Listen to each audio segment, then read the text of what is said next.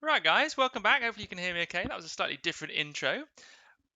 It was a bit of a chance there. As I mentioned at the beginning, we had a bit of a slightly finicky start where it didn't quite go as planned.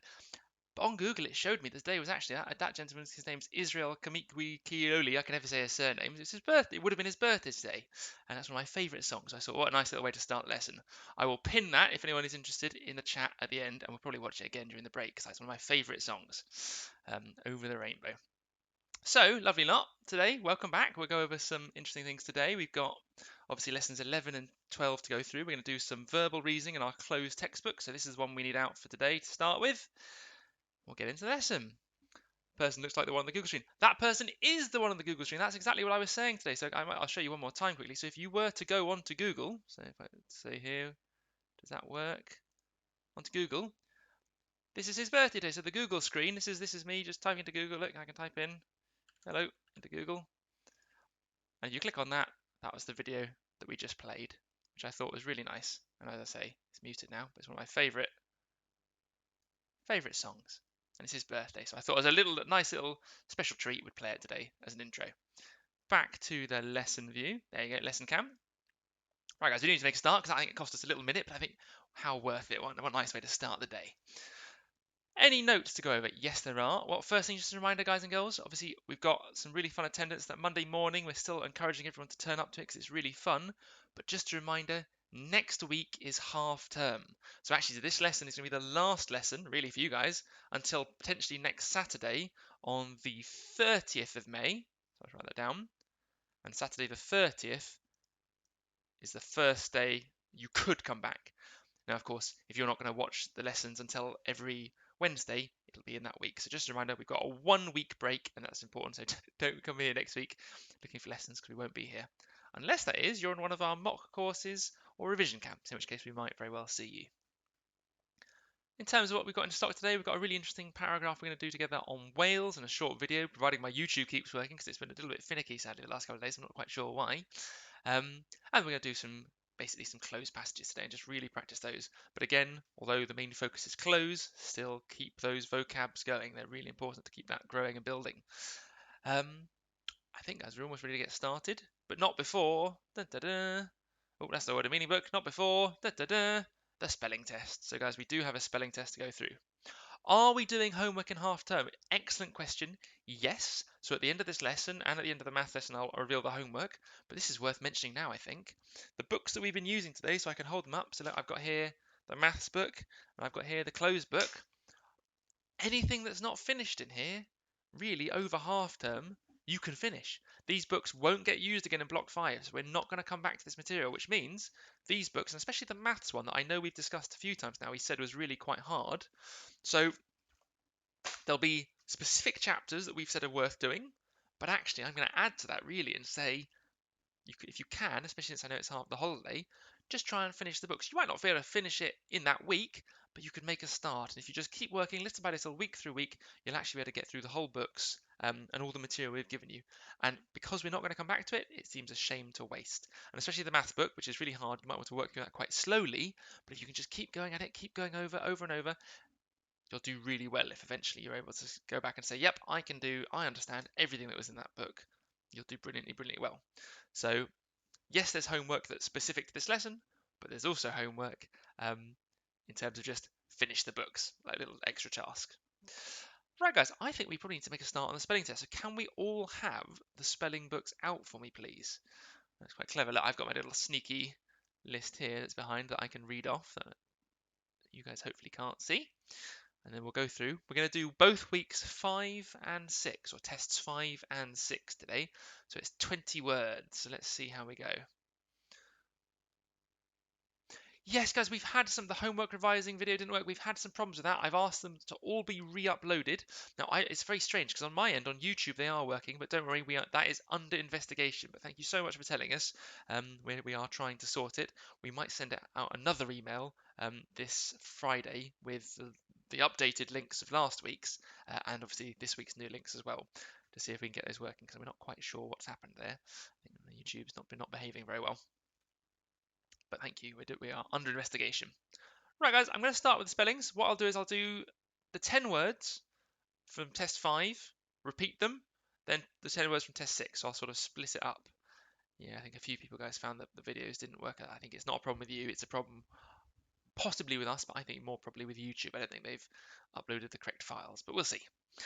Right, everyone, so let's go. So, test 5, word number 1. Pencils that are ready, hopefully. The first word is barren, meaning devoid of life. There's no life, empty. Barren. Number 1.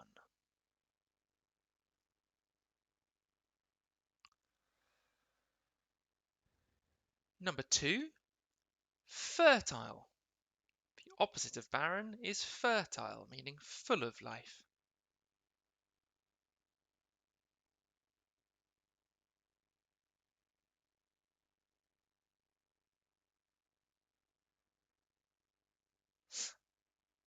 Number 3, serene. If something's described as serene, it's very calm. Number 3, serene.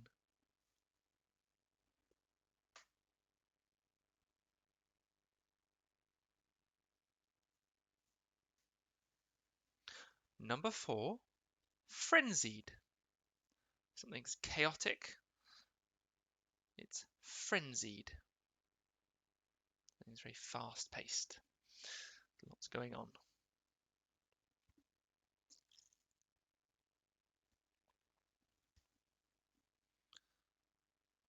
Number 5, if something is fake, not real, it could be described as being counterfeit. So the word number 5 is counterfeit.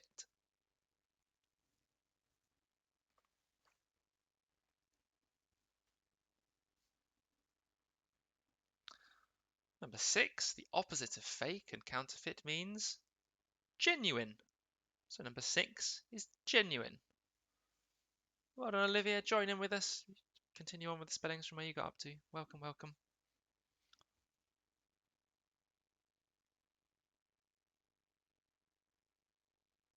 Number 7 is a great word, possibly my favourite word of the entire, well, all 6 weeks. Taciturn. If someone doesn't talk a lot, they're a bit stern, a bit quiet, they are taciturn.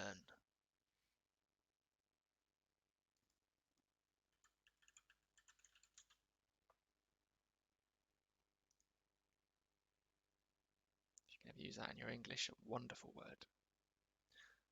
The opposite of taciturn and untalkative is word number 8, which is talkative.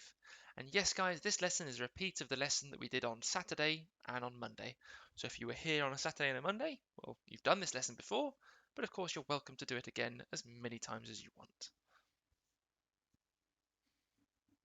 So number 8 was talkative. Number 9, fluctuating. Fluctuating.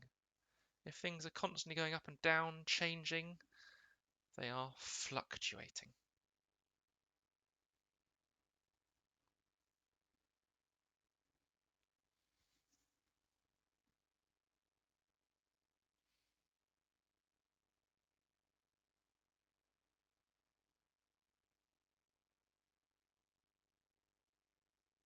And number 10, changing.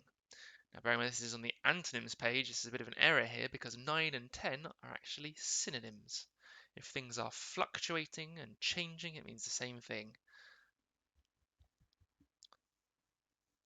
But number 10, changing.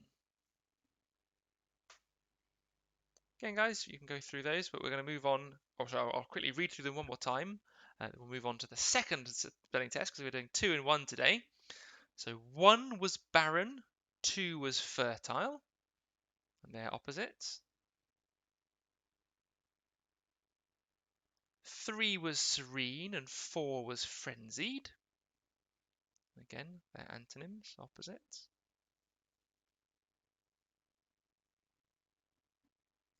5 was counterfeit, 6 genuine.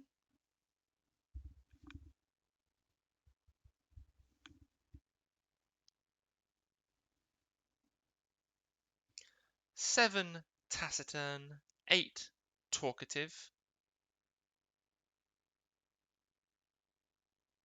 9 fluctuating, 10 changing. So guys, we're about to now go through test 6. Again, guys, it is very distracting for people to have people in the chat. I know it's lovely when people join halfway through and just say hi, and that's fine. But from now, guys, nice and quiet, nice and focused. What I will suggest, guys, if you do find yourself getting distracted by the chat, if you hover your mouse over the Facebook page, there are 4 arrows which enter full screen mode.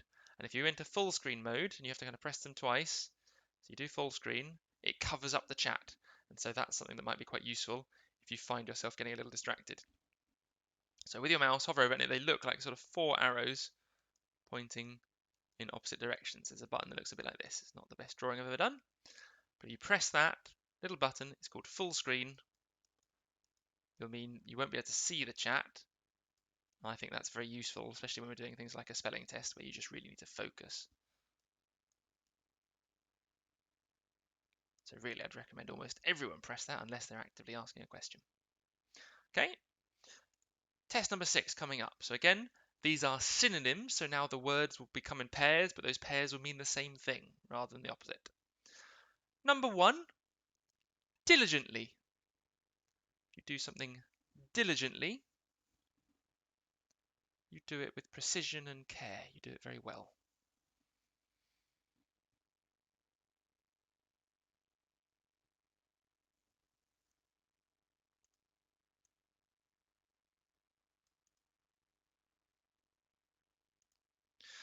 Number 2, similar to diligently, you can do things vigilantly.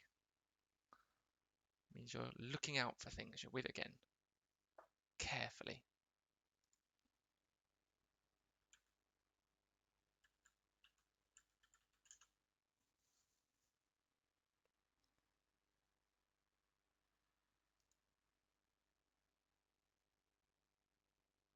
If there's only 2 arrows, that might work as well.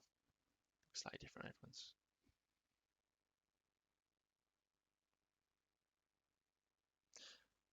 Number 3, proximity. If you are in close proximity, it means you're nearby or next to someone. Number 3, proximity.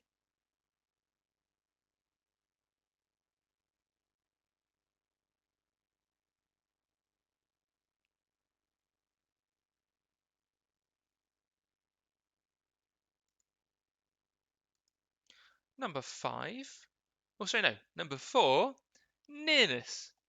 So linked with proximity, nearness. Yes, guys, I'll be going over both lessons today.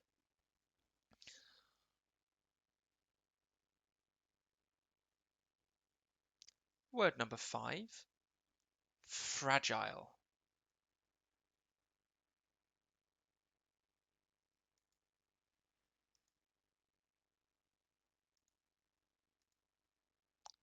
Fragile means delicate. For number 5. Oh. And word number 6, delicate, because of course they're synonyms. So easily breakable.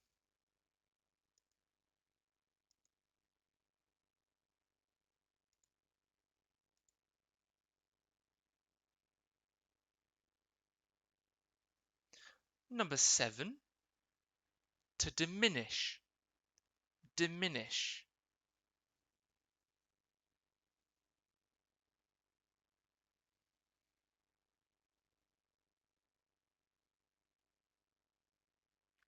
And the best word I can think of to describe what diminish means is number 8, which is to reduce. So if things diminish, they reduce, they have less of them.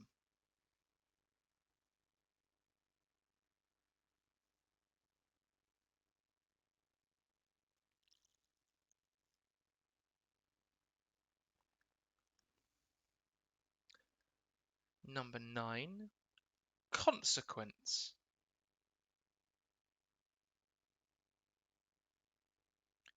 Your actions will always result in a consequence, be it good or ill.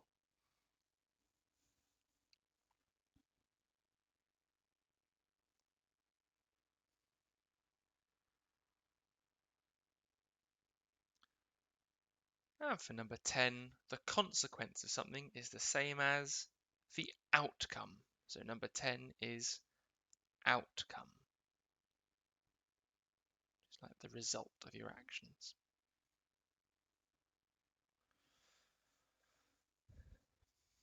So I'll quickly run through the words again. So 1, diligently. 2, vigilantly. 3, proximity. 4, nearness. 5, fragile. And 6, delicate. 7, diminish. 8, reduce. 9, consequence. 10, outcome. So guys, I will reveal the answers, or at least the spellings, but what's really important to me is that not only are you marking your scores and getting out of 20 because there was 20 spellings, but you're going through and making sure for the synonyms you understand that each of these pairs together and means the same thing. Do you understand both meanings? If not, word and meaning book, add them in, and you can use the one you do understand if you understand what to explain the one you don't. So if you didn't know what diminish was, but you know what reduce means, you can say diminish means the same thing as to reduce. Similarly with the antonyms, you could say, barren is the opposite of fertile, and if fertile means lots of life and plants, barren means the opposite, empty, devoid of life. So it's really important you go through and you learn these spellings and meanings. That's why we've gone to the trouble of putting these synonyms, antonyms, pairs together, so it helps you increase your vocab, because increasing your vocabulary is so important. Again, hopefully that helped, guys. A little tip in terms of hiding the chat by pressing the full screen mode. I certainly think that helps. Right, guys, I also just want to sort of applaud you because we've now gone through quite a considerable list of words. So really well done. That means we've now done 6 weeks of spellings. And again, with these, go back, make sure, use this list of words as another resource. Make sure you understand really well how you would go about explaining the meaning of all of these words. Can you define them? Can you use them in a sentence? Things like that. There's lots of resources we give you, in this case a spelling test, that you can also use for other purposes, checking your vocab. And really, guys, we think you should understand the meaning of all of these words. And the same for any spellings we've given you in the past as well. So can you spell them? Good. But also, do you know their meanings? That vocab is so important. Right, everyone, the first thing we're now going to move on to, hopefully you can post your scores. So really well done. 18 out of 20 is an awesome score. Very well done. Some people might still be marking. That's fine. Hopefully they've got their spelling sheet nearby that they can use to help them mark. And again, do post them in. We're going to be doing test 15, page 49. But please don't start yet, because we're actually going to watch a little video together beforehand, providing my YouTube works, which I know has been a little bit finicky. Because this is what the test looks like. So let's just copy the page numbers. But this is the test we're doing together. So it's test 15. Ooh, copy and paste. There. So you know what we're up to, test 15-14. But we're going to watch one of these YouTube videos. And it just sort of goes through and explains a bit about the way. And I thought it was a really fascinating video. So I thought we'd watch that. And because we're at the last week of the block, we can do some exciting things that are a bit different. So fingers crossed. I'm just going to look at the scores. 16 out of 20, 19 out of 20, 16 out of 20. They're fantastic efforts. Really well done. Remember, 16 out of 20 would be like 8 out of 10. So that's a brilliant score. Because they weren't easy words. And some of them, taciturn, for example. I don't know how many times you'd have come across that, but I wouldn't have thought that often. So remember, guys, before we start, let's just go back to the video mode. So here was my lovely intro video, but the one I wanted to show you was this one about blue whales. So fingers crossed, it works out okay. Here it comes.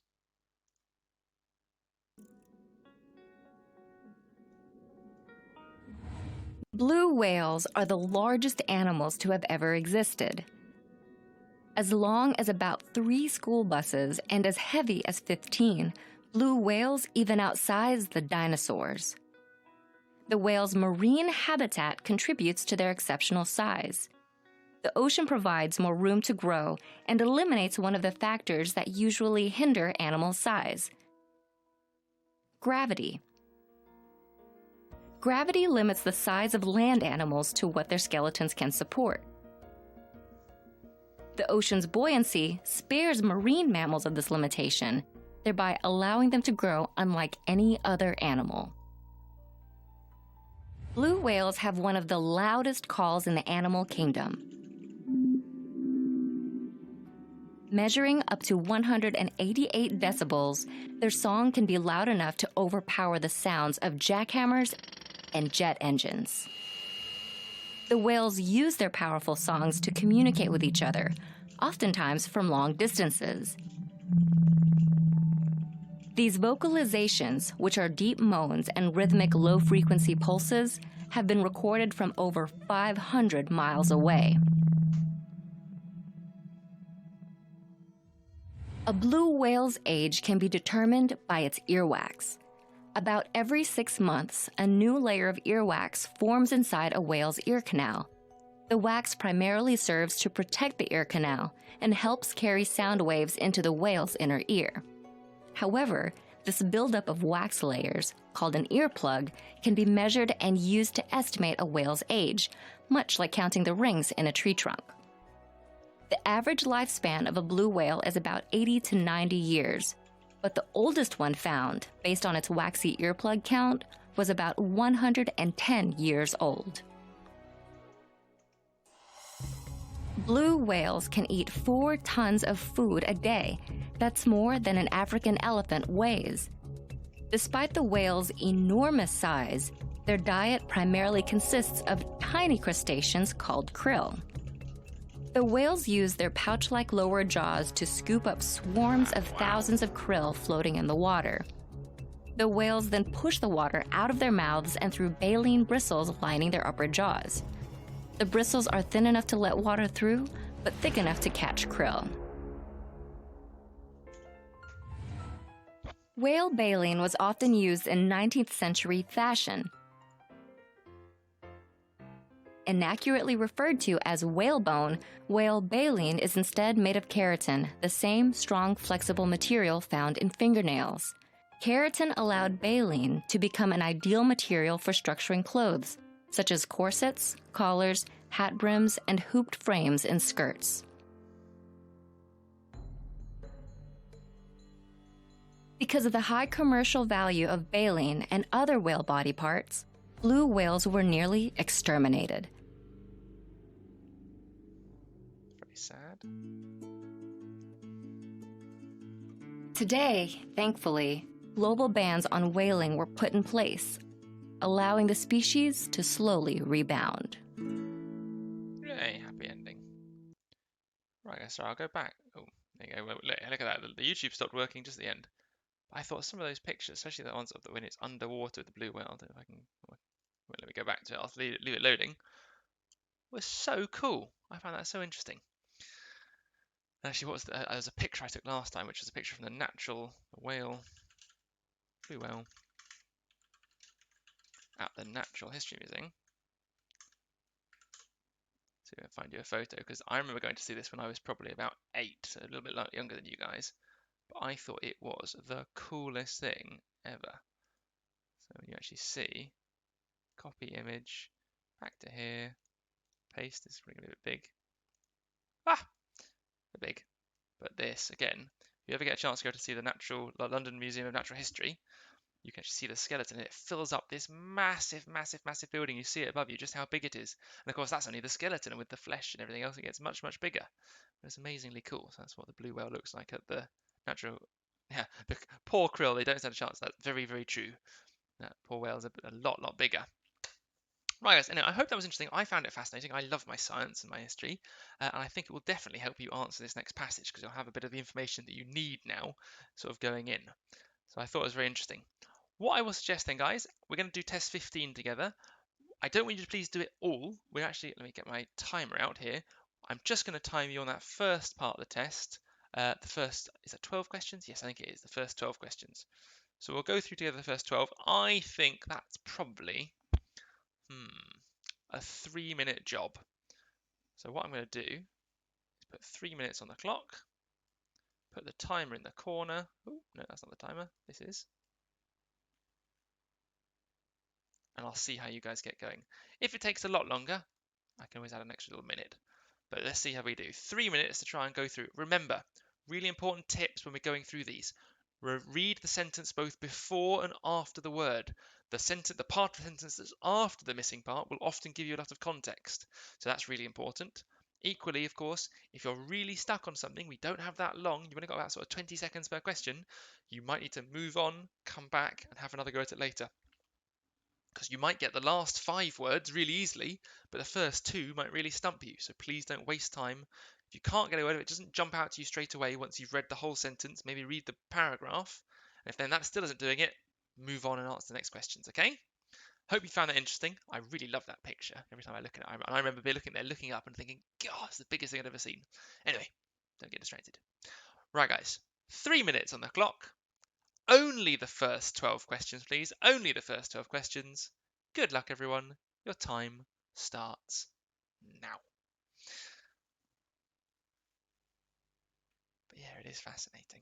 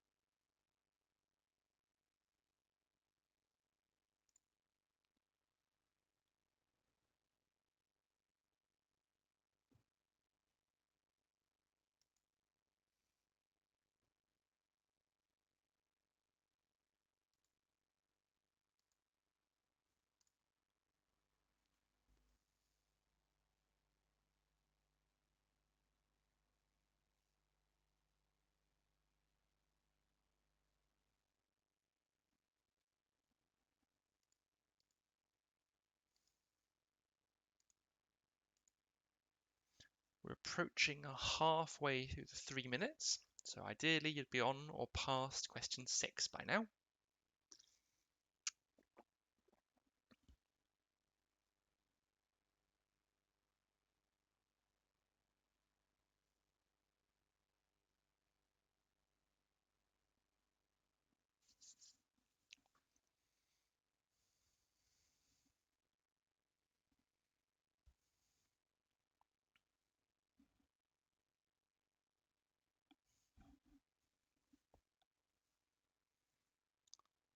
One minute left. Well done. If you are close to finishing or have finished, Steve and Carly have some good points. Make sure, please, we put in as many as we can words we didn't know into our word and meaning books ready to go through.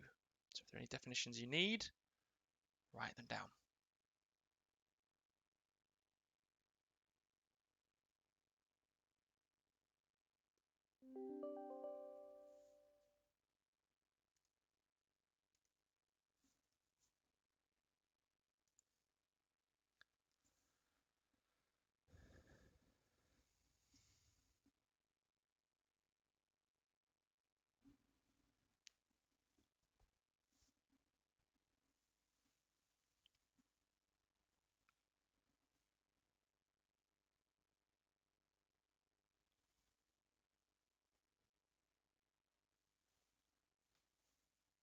Right, lovely lot. That is time up. That was 3 minutes. So well done for those of you who are going through. Well done for being finished. Well done for checking. If you need a little bit more time, guys, I might have been a tad harsh on that. I think I might have given my last class 4 minutes. So don't worry if you're near the end. You can maybe just keep on working through as we start to go through the answers. One thing I will say, that last one is due to high levels of hunting the whales and endangered species, which is very sad. The one thing I can say is they're actually doing now incredibly well. Their numbers are up on the rise and keeping on going that way, which is lovely news. Because I think certainly the whales, the fact that it's the largest creature ever to exist, including all the dinosaurs. So you imagine those big brontosauruses, T-Rexes, Triceratops, much bigger than all of those by mass, which is just incredibly interesting. And even all the old sea monsters, so, the megalodon shark, for example, was the largest shark. This, one of our blue whales now, still bigger, which I think is so cool. Right, guys, so I'm going to put up all the answers on the screen, and my little monologuing there might have given anyone else a little bit of time to finish them off. Again, I will read through the sentences. I've got the words out on the left so you can see how they're spelt, but I'll read through the sentence, so just listen along.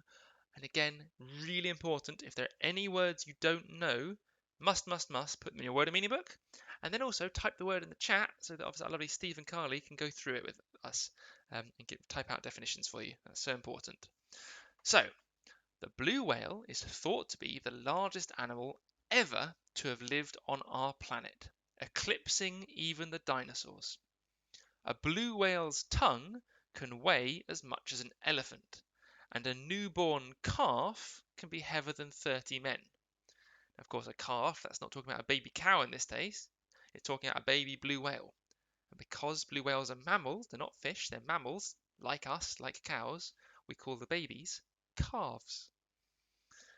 And a baby whale is as heavy as 30 men, which is amazing. They are also one of the loudest animals on the planet, and it is thought that the sound made by one blue whale can be heard by another up to a distance of 1,000 miles, which is just so incredibly far away. Despite their size, blue whales actually eat some of our planet's smaller creatures, including plankton and krill. And you saw a photo of the krill. If you've ever eaten prawns, I quite like prawns, they're like little slightly pink fish things. Krill are very small version, so sort of, pinky nail sized. So they're really tiny. And plankton's even smaller. Plankton's nothing, you almost can't see it. Instead of teeth, they have brush-like plates that filter the water surrounding their food. Of course, we learned that that's called baleen, is what their versions of teeth are. A whale takes in a mouthful of water containing krill, and as the water moves back out, the krill gets stuck in these plates, and the whale swallows what's left. So a big mouthful of water and food, squish out all the water, leaving just the food, which is perfect. And swallows what is left. Whales are mammals, so unlike some other marine creatures, they have lungs instead of gills, a bit like us. This means they regularly have to come up for air, which exposes them to hunters, sadly. Due to high levels of whale hunting in the early 1900s, the blue whale is on the endangered species. But again, we could add a little happy sentence, but it's now, because it's on the endangered species list and we've decided to stop hunting whales, their numbers are doing really well, which is lovely. Amazing. How long would the blue whale be pregnant for if they are that heavy? Oh my goodness, that's a good question. And I think I know. I thought it was something like 18 or 36 months. I think it's 3 times longer than us, roughly. We can have a little Google of that one if you want. That seems like a question. Blue whale pregnancy. Yeah, females give birth between 2 to 3 years, which is just an incredibly long time. But then it's so big it has to have all that time to grow. I knew it was about sort of 3 times longer. Well, that's more than 3 times longer than us, actually. Of course, us humans take only 9 months. Interesting question. And again, what does eclipsing mean? Eclipsing means, well, in that context, so eclipsing the dinosaurs means going above and beyond. So if you get a nice definition, eclipse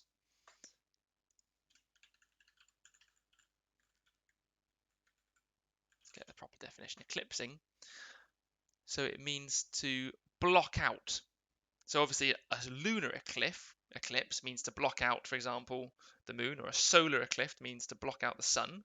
But if something eclipses, it means it blocks out, overcomes. So obviously the dinosaurs were big, but the blue whales were bigger, so they kind of take the achievement away from it. Good question. 12 out of 12, 7 out of 12. 7 out of 12 is still a good effort. Some of these words were hard, guys. I don't think this one was necessarily any easier. That's partly why I wanted to show you the video, just to give you guys some clues and hopefully learn some very interesting information. Because I must say, the facts that I've sort of learned about the blue whales, they seem to have stuck with me, and I was probably about 8 when I learned it, so they are very interesting. Right, what we're going to do now, I think, I'm not seeing 2 more questions come through, is we're going to move on and probably just, I'm going to say, guys, finish the rest of the test. So you can see here, let's just do questions 13 right the way through to 25. So that'll be sort of 2 pages. So 13 to 19, then 19 to 25. And for that, I'm going to give you 4 or 5 minutes. I'm not sure. Maybe 4.5 minutes. We'll see how that goes. I can always add on a bit more time if we need to. So hopefully that will make sense. 4.5 minutes to go through the remaining questions. Just checking now, there's a few more bits of... Yeah, marine is found in the sea, so marine life is sea life. Or a submarine means under the sea. So sub, below, marine, sea. No more questions? Right, let's make a start, guys. So hopefully you're all ready. Question 13 to 25. Good luck. Your time starts now.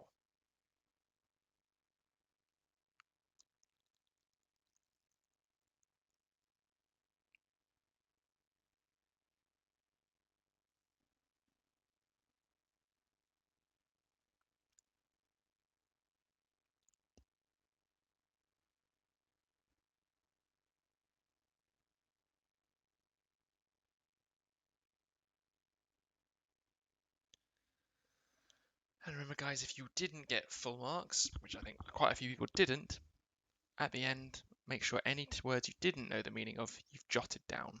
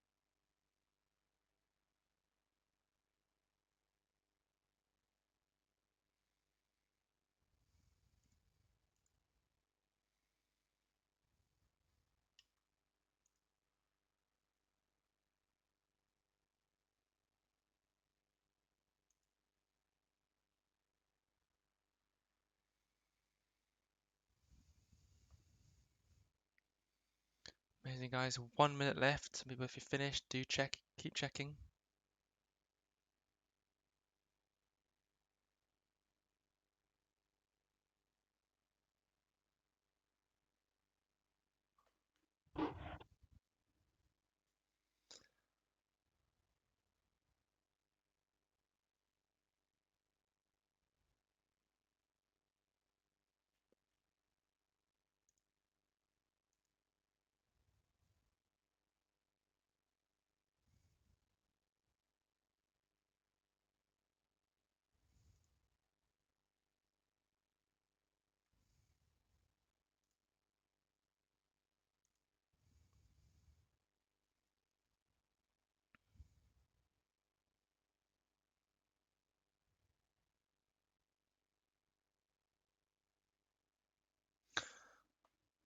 Right, guys, that's time up. I think we have to start going through these. Remember, guys, one of the things to make sure when doing these questions, elimination is always an option. So one thing I would be looking for over your shoulders if I was there with you is to see that not only have you got an answer correct, but for example, you might have eliminated some of the other words as appropriate. So not only have you got the correct answer, but you've gone through and you've said, no, this doesn't work, this isn't appropriate, and so on. So let's see some of the answers. So we're going to have the first couple appearing here. So since we live locally, we have free admission to the zoo all summer. But again, just because the answer in this case was free, doesn't matter. If you didn't know any of the other words, if you didn't know what exempt meant, you need to type that in the chat for me now and copy it in the word and meaning book once Steve or Carly give you a definition. So it's really important that you're not just saying, yep, I got that right, but you're going through and checking. And actually, not just words that could be answered. So maybe if you didn't know what the admission was, you've never come across that before, that needs to be asked. So it's any words that are on the screen that you don't know, you need to write them down and add them to your list. So really well done. Now, I'll read through them really quickly, so marking with me. Since we live locally, we have free admission to the zoo all summer. That would be wonderful. Unfortunately, Jerry was told that he needed an operation on his hip. I wanted to help with the decorating, but I thought I would get in the way. Melinda's reaction when she received her exam results made everyone smile. Hopefully we all get that, which is wonderful exam results. If Johnny eats any more cake, he'll need to buy some new clothes. I am unlucky because I always seem to catch colds from other people. The attendant announced that the plane had been delayed indefinitely. I did not know what exempt means.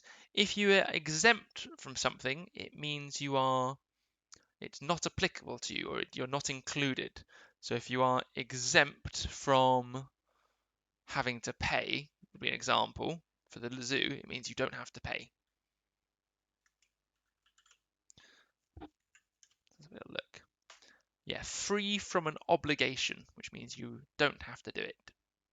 Free from something, you can ignore it. That's exempt. Let's quickly go through the last list again. I'm hoping hopefully some more words will appear. While Kezia was on a school trip, her parents looked after her dog. The comedian didn't know how he could keep the crowd amused for so long. The man who had been seen on the bridge was the main suspect. It takes approximately 4 weeks for a caterpillar to transform into a butterfly. Again, I definitely think transpose, transfer, translate might be words potentially you need to have the definitions of. And finally, unfortunately, the range in the bakery aisle was not very varied. The train from London was late, pulling into the station at Preston. Right, guys, we'll go through. I'm not going to read out all the definitions because it's more helpful, I think, for the tutors in the chat to type them out for you.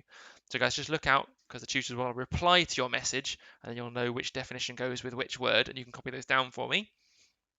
What I will do though is I'll give you just a moment to be copying down definitions, and really I think everyone, certainly if we include the paragraph with the blue whales, could write down at least 3 words, new words with definitions in the word and meaning book. Some people might be able to do even more, so I wouldn't be surprised if 6 or 7 words were added to your list. So if we write those down, and in fact I might even start typing in the chat as well because you've got it there, because I feel sometimes if I say things, people can miss it, whereas if I type it, it's there forever.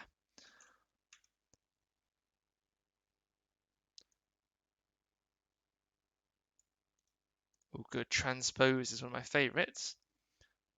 So if you transpose, it means to swap places with. Swap places with.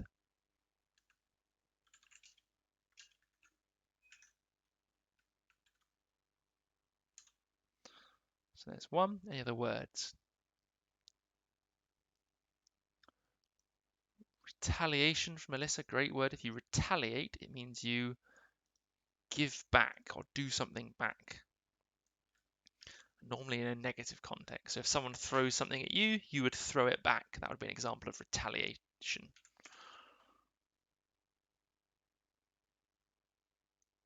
Very similar to getting revenge, to retaliate.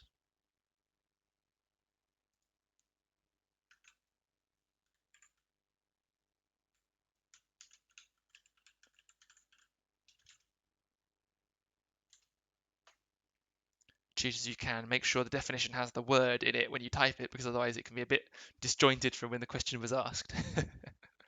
Sophie, 17 out of 25. Not a bad effort, Sophie. Make sure we're filling in the ones we miss and working out, more importantly, why we missed out on those marks. So the next time we do even better. Olivia says 25 out of 25, and I'm really happy because I never get 25. Well, you did today, so that you can never say that again. You can never say I never get it because you've proven you can. So really well done. Right, well, we've got about 15, 16 minutes before ideally I'd like to stop for the break time. And I think for this, I'm going to go through and ask you just to do test 16 minutes in the full 10 minutes. But actually, I fully expect you guys to maybe finish a bit sooner because I think the latter half of this was a bit easier. Before I do get you started, though, I just want to talk about a really important point, and that's something on the type of closed passage where they give you some words and you fill them in. And this is really important because I've seen people do this and it can cost them a lot of marks. If when you're reading through, you don't know a word, especially near the beginning, and you guess, so let's say I didn't know number what one is, but I'm just going to take a guess and say that it was G. And bear in mind, it's a guess, so I'm probably wrong. And in fact, if it was my first word I guessed, it's 1 out of 1, 2, 3, 4, 5, 6, 7, 8, 9, 10. So it's 1 out of 10 chance I got it right. Not only have I got the guess wrong, but because I've used up a word in a guess that wasn't correct, and maybe the answer should have been down here, I've gotten 2 wrong. So I would, and this is just worth really making clear, for this type of cloze test, where you're having to use up resources or words, and when you should be crossing them out as you use them, you must not guess until the very end and you've tried every single word. And hopefully that makes sense as to why, because again, if you guess, it means that word probably isn't right because it's a guess, but it also means because you've crossed it out, you now can't use it later in a passage where it should have been used.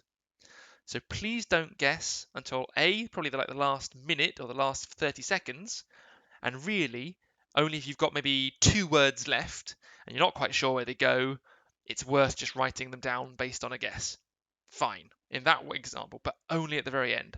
And I've had people before who didn't know the first 3 words, who just guessed and said, oh, well, A, B, C, and it meant because they'd used A, B, C and up, they couldn't put them where they should.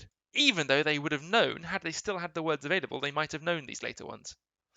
So I really don't like guessing on these, and that's just to make really clear. Other tips, of course, cross them out as you go. I think that's really important, but again, I'd advise crossing them out in a way that you can still see the word. Because if you did make a mistake, you can then still see it and think, oh, hang on, actually, is this word better used elsewhere? So do eliminate, but eliminate in such a way that it doesn't make it legible. So don't be doing, like I've seen people again before, sort of really shading out and crossing out so you can't possibly see it. But now what happens if you want to check your answers? Well, you've crossed it out so much you don't know what the word is. So just 2 little words of warnings on this. And again, guys, for this one, please, test 16, write the way down, answer all of these as well. So the whole test. In fact, I'm going to write those words here. Whole test, please. Right. Guys and girls, 10 minutes on the clock. I'm going to start the test now. For this, I am going to say, of course, because we've only got sort of 10 minutes to go through, if as you're going through the test, you need to type any questions, you may. So remember, the chat during the test is only for questions. Ready, steady, go. Your time starts now. Good luck, everybody. Someone's asked, what does a hive mean? A hive is like a colony of ants. It's where insects live, like a beehive.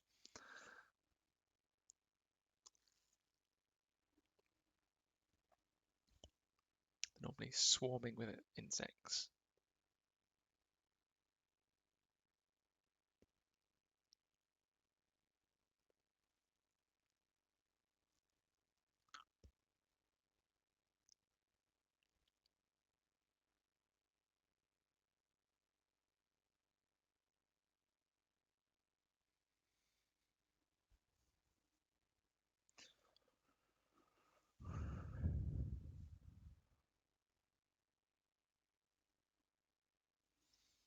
I will call out halfway through and maybe even try and suggest when I think you should have moved on to the next activity.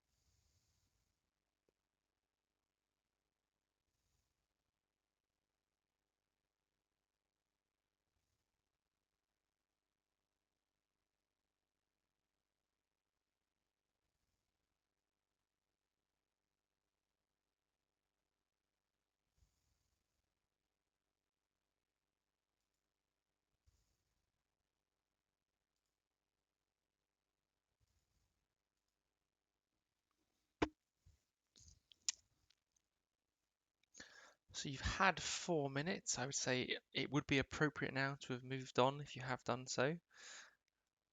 And maybe if you're not quite finished with the first activity, you could spend up to a minute longer finishing it off, but you don't want to spend any longer than that, or you won't have time to finish the remaining questions. So last minute maybe, before moving on to the next section. We're doing the whole test.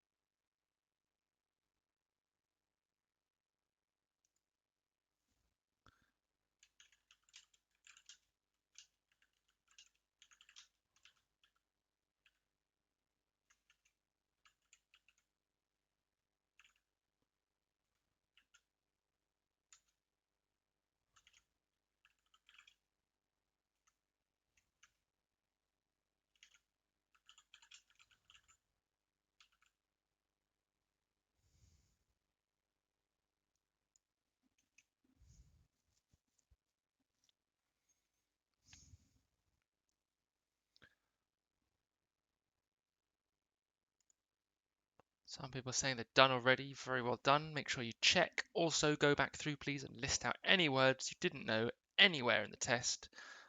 And you can even start typing them in and getting some definitions of our tutors. But if you're asking for help, Sophie, I'm very happy to help. You've got to let me know which part you don't understand. Is it one of the questions? Is it a whole activity? What bit you need with?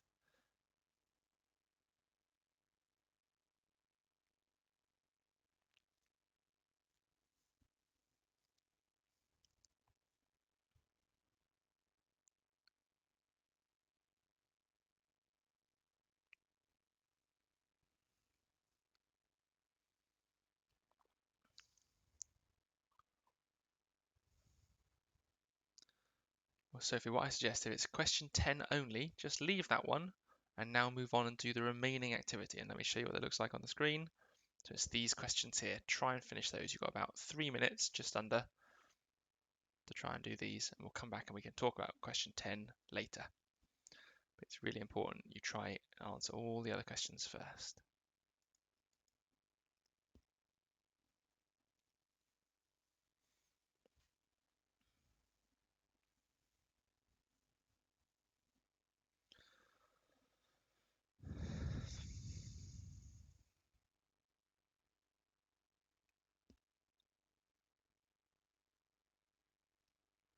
Very good, guys. Those are checked. 2 minutes, we'll go through the answers together.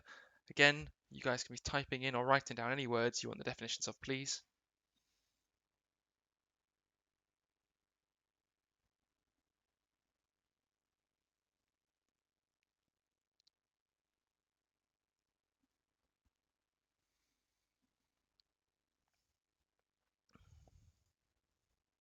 Some lovely hints. Well done, guys. You're looking after each other. I really like that.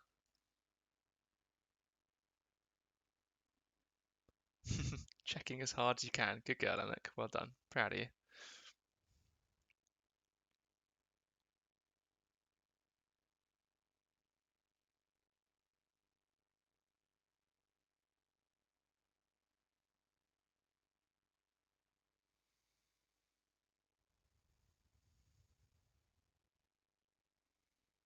last minute, so now would be the time where it's perhaps appropriate to have a little guess if you needed to, polishing off the last few questions. To alter could mean to change, or an altar, the physical object, is a place where you pray.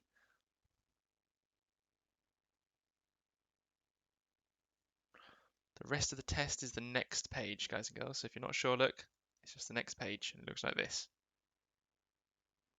Continues on to questions 11, 12, 13, 14, and so on.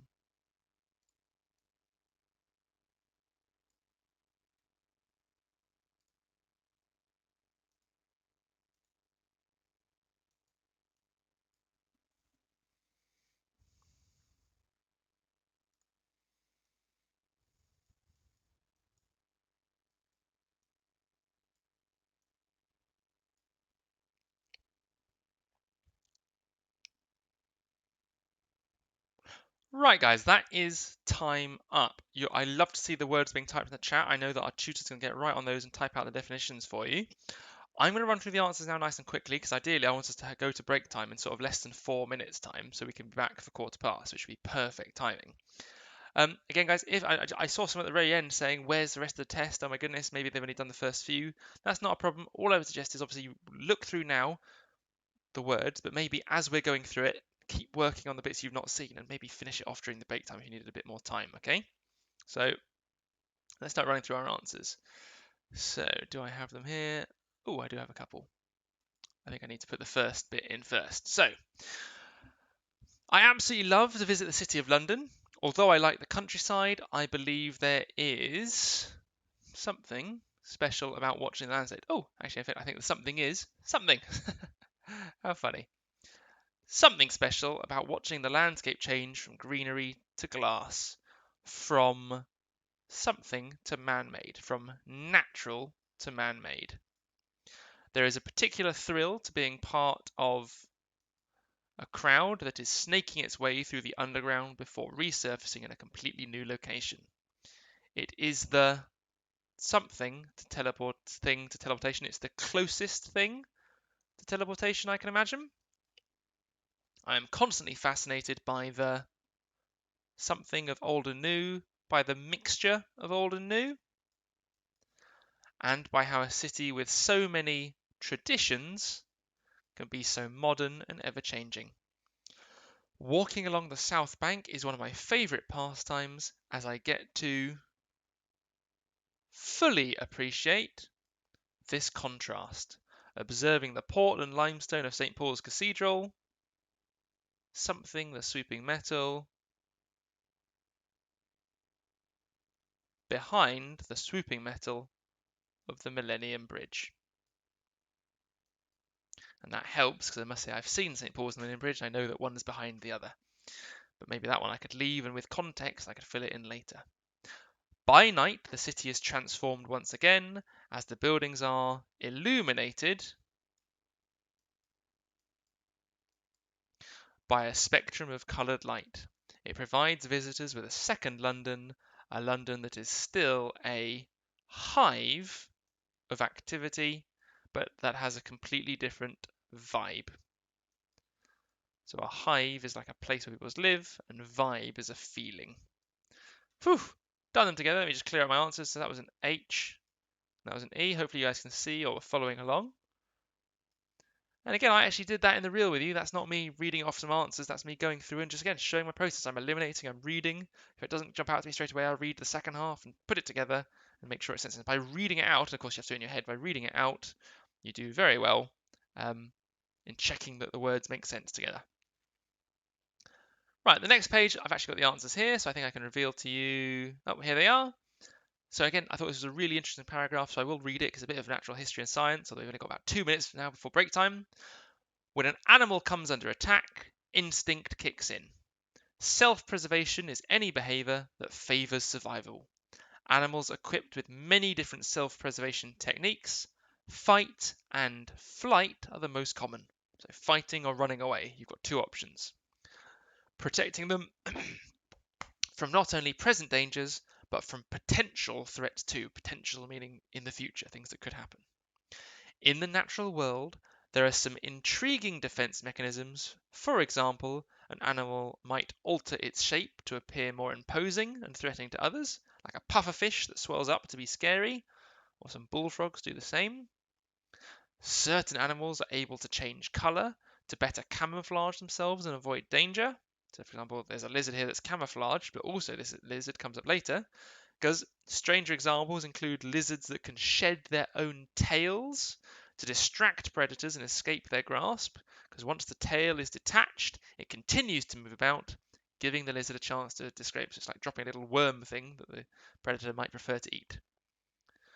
The possum, a type of marsupial, will play dead to discourage predators, but this is an involuntary response over which it has no control. There's a very funny video on YouTube of a species, of not a species, a type of sheep, species of sheep that when you scare it will fall over and play dead as well. And they're very strange, and you almost think they're pretending, but it's true. And I'll see if there's a video for that maybe in the break time. A slightly more gruesome approach is taken by the Texas horn-lidded, and I think that that's this picture here, which squirts blood from its eyes with the aim of confusing, distracting, and probably grossing out any predators. So again, it's squirting things at people, which is horrible and yucky, but probably in a fight or flight, life and death situation is quite useful. Really well done there, guys. I think we're going to go to break time now. I'll see if maybe if you guys go now, have a break for the last 2 minutes. I'll see if I can find a video of these very strange playing dead goats that you sort of scare and they sort of keel over, because that would make for quite an interesting little break time video. But again, guys, we'll meet back now at probably just after 3:15, so sort of 3:17, 3:16, about then, I think.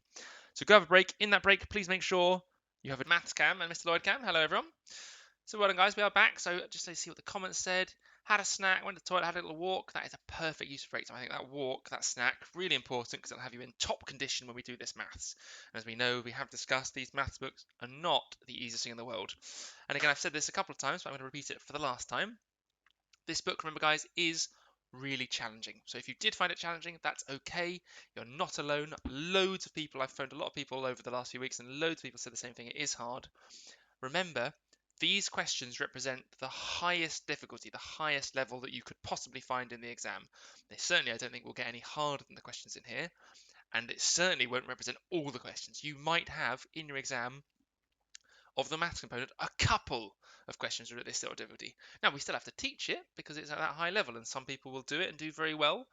And again, if you can take this book, go away, use the answers, practice, use this as a resource, as a guide, and use the very good answers in the back to help you, you'll do really well. But please don't worry if you are finding it hard, because it's a challenging video. Sadly, my National Geographic video doesn't seem to want to play ball. But if you want to, what I'll do is I'll post that perhaps again, just so you guys can actually see. I'll put the link in the chat so you can watch it, because it is quite funny. Basically, the goats, if you scare them, you go boo, they freeze and fall over, and it's a self-defense mechanism, but it does make them look awfully silly. For today, again, this is going to be quite similar really to last lesson. I've picked out a few questions, a few activities we're going to work through in detail. We're going to go through really slowly the maths. So in fact, for the maths, we're just going to dissect one exam paper, and we're going to handle the questions 2 at a time. We'll try them, we'll go over them. We'll try them, we'll go over them, and vice versa. And in fact, before we even begin the questions, I'm going to do a little bit of pre-teaching with you. So these questions here, they're not on any page. You won't find them, so don't ask me what page number. The lesson the lesson ends, everyone, at 4:15, so we've got 55 minutes left. Although remember, guys, it's not the nicest thing for people to say how long left in your lesson. It might upset my feelings, making you think you don't want to be here. So do be careful with how frequently you ask the end of the lesson, because you wouldn't want to upset me thinking you weren't having the most fun ever. And while it might not be the best, you should at least make me think it is. So on the screen, we've got a few questions that I want you guys to try and have a think about. Now, these questions will relate to the questions that are coming up, but I'm going to ask you to think about them now, see if you can answer them. Maybe you can, which would be brilliant. Then I'm going to go through them with you. Then when we come to answer the questions in the test, you'll have a bit of a head start, a bit of a hint. So have a little go now. Have a little go now.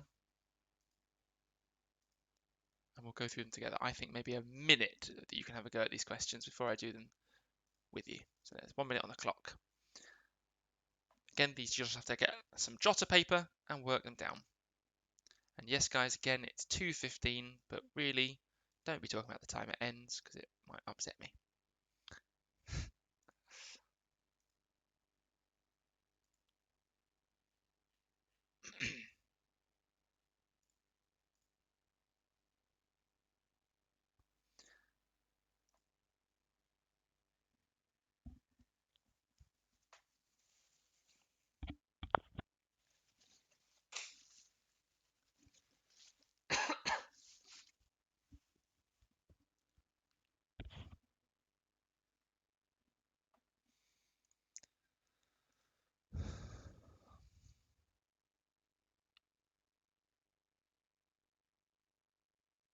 Right, friend, that was a minute just to think through. Now, maybe you got one of the questions, maybe you got all of the questions. I'm not too concerned.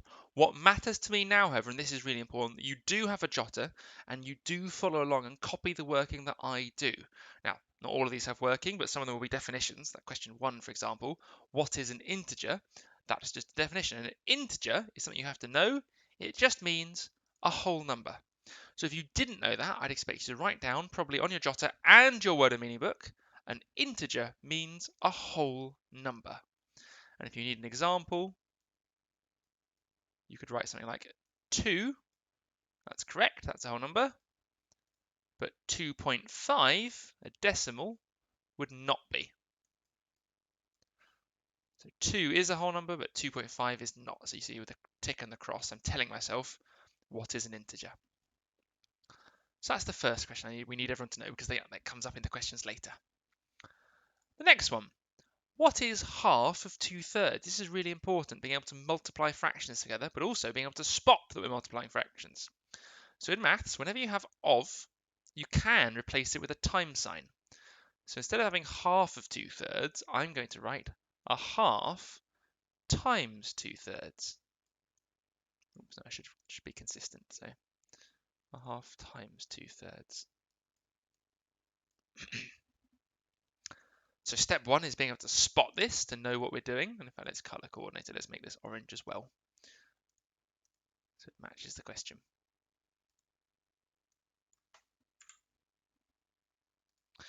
And of course, what you must know when multiplying fractions, you multiply the numerator by the numerator, so the top by the top, and you multiply the denominator by the denominator.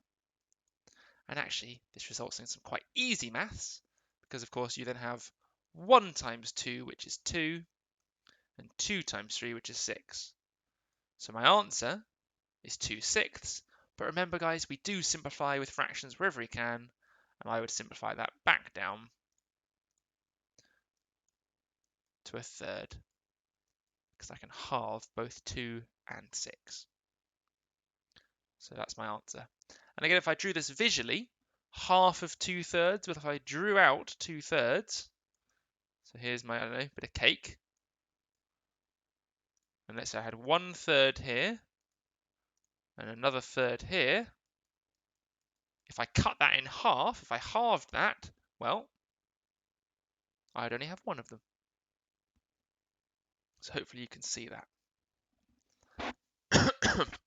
Again, guys, questions, you're more than welcome to ask them, but just make sure they're specific as usually as you can be. And make sure you're copying this down, please, as we go through, because you're going to need this. You're going to need this in school and in the test we're doing today, and really for the rest of your life. Your fraction skills are so important.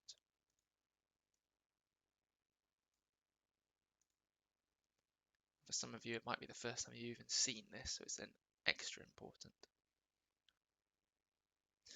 Right, this next question here is just to show you the importance of how we talk when we're talking about percentages and fractions and so forth. So what percentage of 5 is 10 and what percentage of 10 is 5?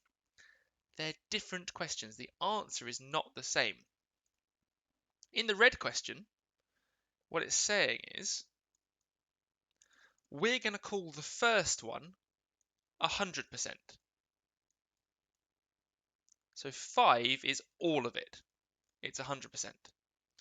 So if 5 equals 100%, what would 10 equal? Well, it's going to be twice as much because 5 and 10 is twice as big. So 10 will be 200%.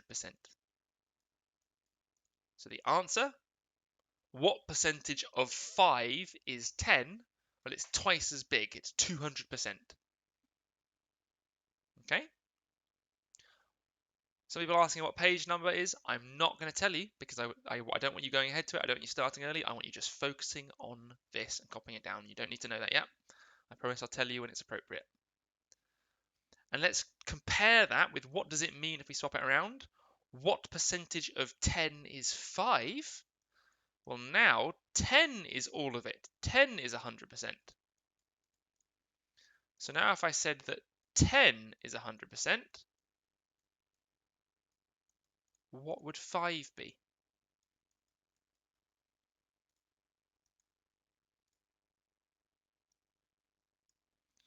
Well, if 10 is 100, 5 is half of that. It's twice as small.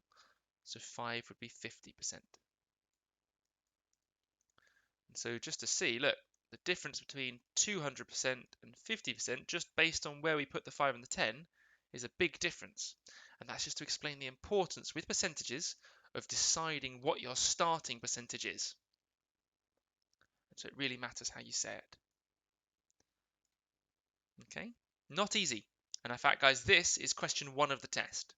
It's going to give you a percentage and say, you know, this much is this much, what would this much be? You have to then work out, okay, well, what's the starting one? The starting one is 100. What's the next one? How much bigger or smaller is it? Right, the last bit, there's not as much room for this, but we'll make do. I might change this to purple just so it stands out a bit more and I can then color code the working to match. So, if you travel, so first of all it says, what is your speed in miles per hour? That's important. That tells me that I'm going to have to do some unit conversions. So I want miles per hour. That's important, remember that. If you travel 10 miles in 30 minutes. Well, currently it's giving me something in minutes and then asking for it in hours. So my first step actually is going to be to convert it all to hours because the question wants to know in hours. So I'm going to make it easy for myself. So if I travel 10 miles in 30 minutes, that's the same as saying 10 miles in half an hour.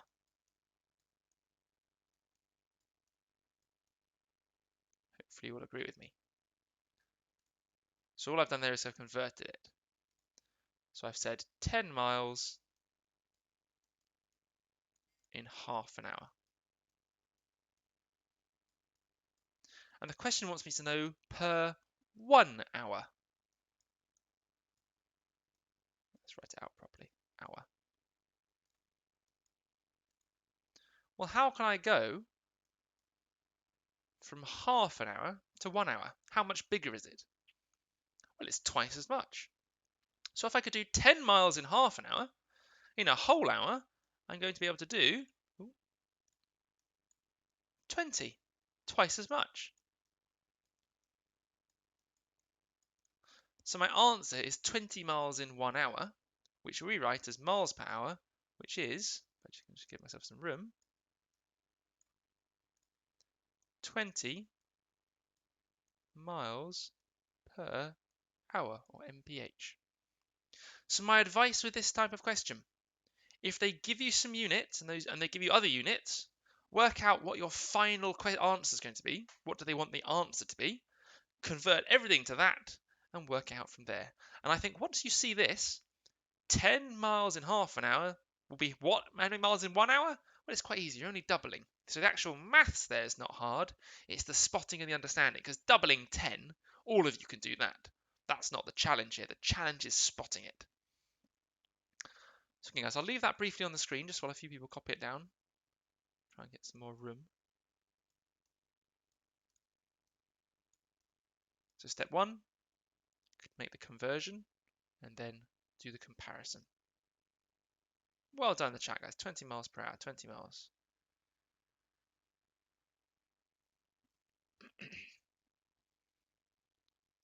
And just say, guys, there's a lot of ways you can do these. And I've seen some people in the chat do it with fractions, with percentages. You can even do it with decimals. There's a lot of ways to make the comparison. You're absolutely right.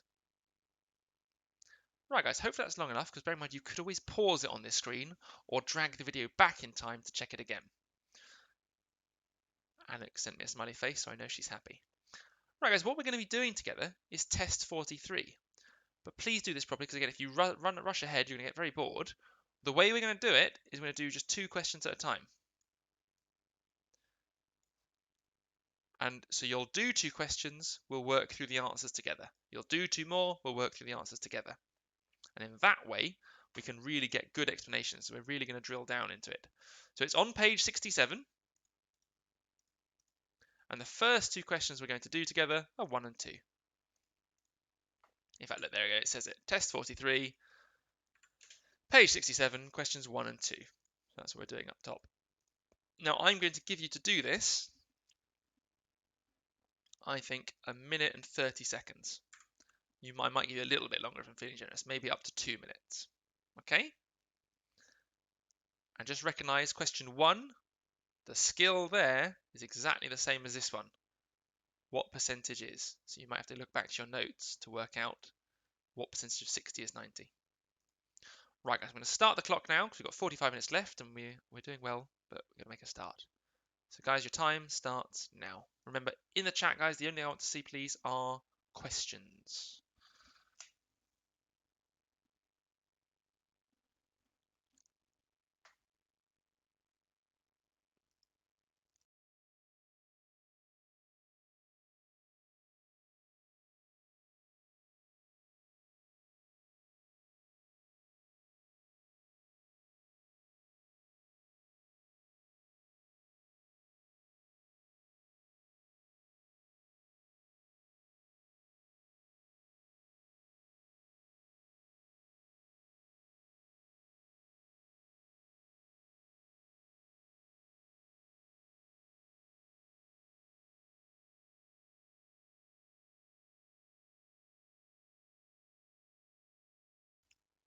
I'm just going to start people off now. You've had about half your time.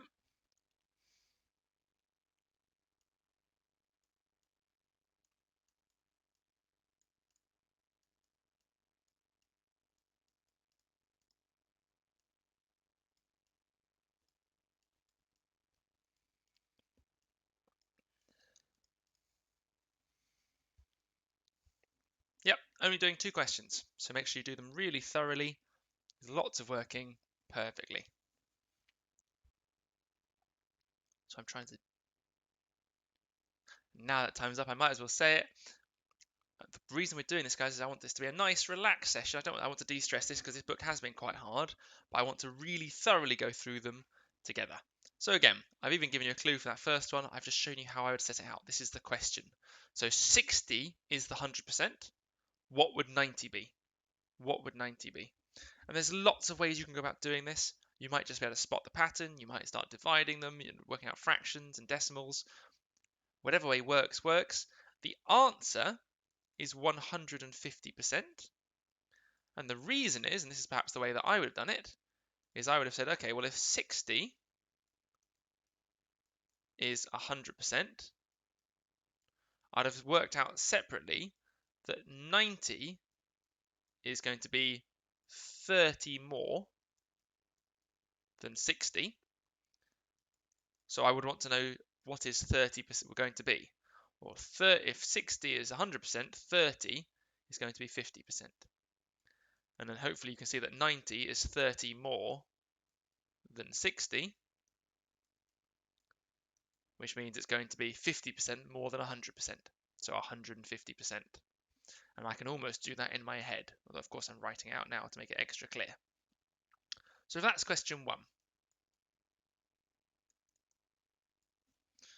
So is there a way I can keep these? Oh, I think there might be.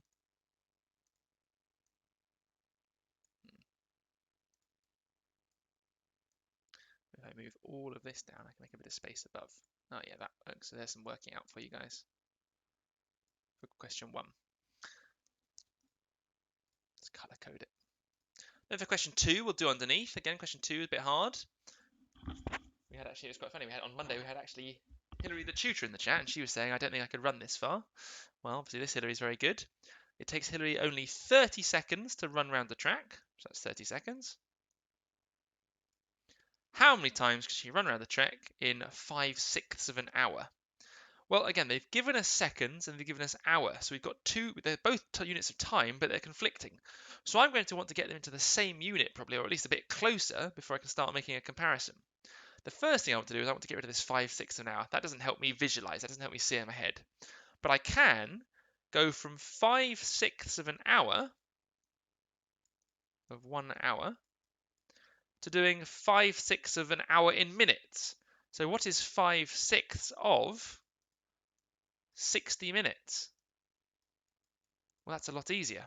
It's the same as dividing by 6 and timesing by 5, and the answer is 50. And I think just being able to say, yeah, 50 minutes, and say comparing 30 seconds to 50 minutes makes it a lot easier. I can actually start to see what's going on here, whereas 5/6 of an hour, it wasn't quite doing it for me. So we've done that little bit of working out. We've converted our 5/6 an hour into minutes. Now let's go back to the question and say, okay, well, 30 seconds to run around the track, 50 minutes of running. How many 30 seconds can you fit into 50 minutes? Well, I might have done a couple of ways.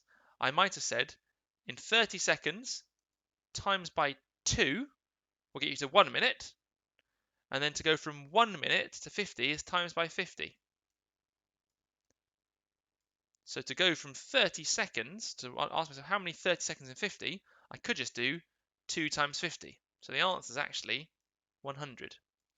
I think just spotting that and working out, okay, we'll get 30 seconds to 1 minute is twice, and then go from 1 minute to 50 minutes is 50 times. So in total, it's timesing by 2 and times by 50, that's timesing by 100, so it's 100 times she could run round. But similarly, you could do 50 minutes divided by 30 seconds. But of course, to do that, you'd have to put it all into seconds, and that adds a few more steps in. So I think definitely the easiest is to say perhaps 50 minutes divided by half a minute, because that's of course also what 30 seconds is. And how many half minutes are there in 50? Or twice as many.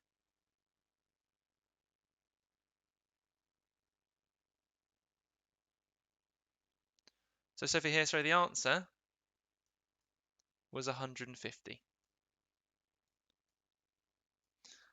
So if 60 is 100, 90 is 150%. Because 90 is 30 more, and 30 would be half of it, half of 60, so it would be half as much of a percentage, and so we add it on. So that was kind of like the question we posed ourselves. That was the information we had and how we worked it out. Right, guys, there's my explanation for that. Hopefully, I can now move on. Questions 3 and 4. So for this one, again, I think I will give you a bit longer. This one, 2 minutes. I thought these were a bit harder. So 2 minutes is on the clock. Good luck, everyone. Your time starts now.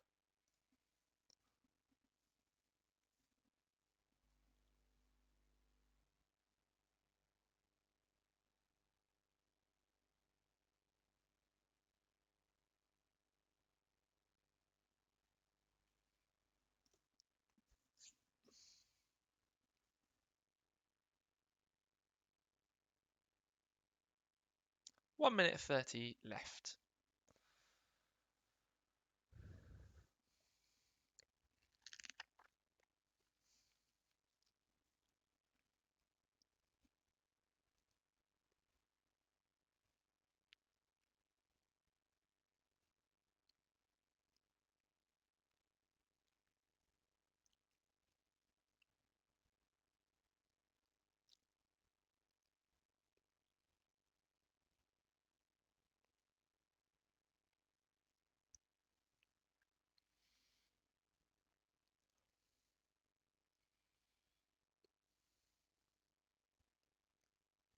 You're over halfway now, guys, so probably should be starting to think about question 2, if you aren't there already. But again, don't worry if you're not. I'd rather you focus really hard on one question and get it.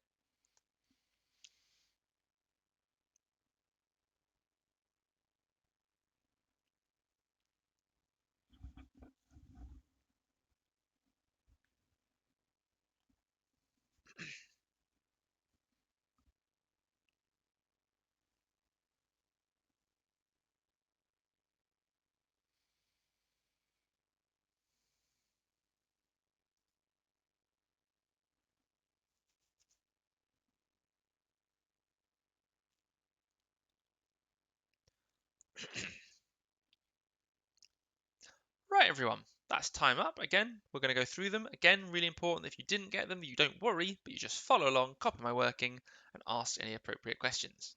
So for this one, again, if you was doing it, I think the best way is to do a division. Because if I ever asked you how many 2's were in 10, you'd do, okay, well, 10 divided by 2 equals 5. So you know that if I ever say how many, it's a division. So let's apply that same rule to this. We're going to ask ourselves, how many eighths are there in 63? So I need to do 63 divided by an eighth. Now, if you've done division of fractions before, you'll find this nice and easy. If you've not, don't worry. I'm going to go through it with you now, and all I ask is you follow along with me, because actually, although it's a bit unusual, it's not that difficult, and that's quite important. So the rule is, for dividing fractions, is KFC, like the Kentucky Fried Chicken. Of course, that's not what it stands for us. It's instructions. It's called keep, flip, change. The way to work out any division is to keep the first fraction the same, or the first number in this case. And remember, if I wanted to write it as a fraction, I could call it 63 over 1. Because 63 divided by 1 is 63. So it looks a bit more like a fraction here, and some people like that. But I've not actually changed the number 63 in any way. But the point is you keep flip change. So you keep the first one the same. So let's keep 63. We'll do 63 over 1. Then you flip. You flip the second fraction. And by flip, I mean you put what's on the bottom on the top and what's on the top on the bottom. So that was my keep done, my flip done. All I've got to do now is change. And the thing that changes is the sign. So instead of divide, the sign becomes times. And there's lots of ways and experiments you can do to prove this. You could stick both of these into the calculator, but for now you just have to believe me that both of these are equal. They produce the same answer. And maybe if you want to check, you can go away with a calculator later and you can type in 63 divided by 1/8 and then do 63 times 8 over 1 and you'll get the same answer every time because they are the same. Why do we do this? Well, this becomes much easier. As you saw from earlier, when we're multiplying fractions, you just times the top by the top and the bottom by the bottom.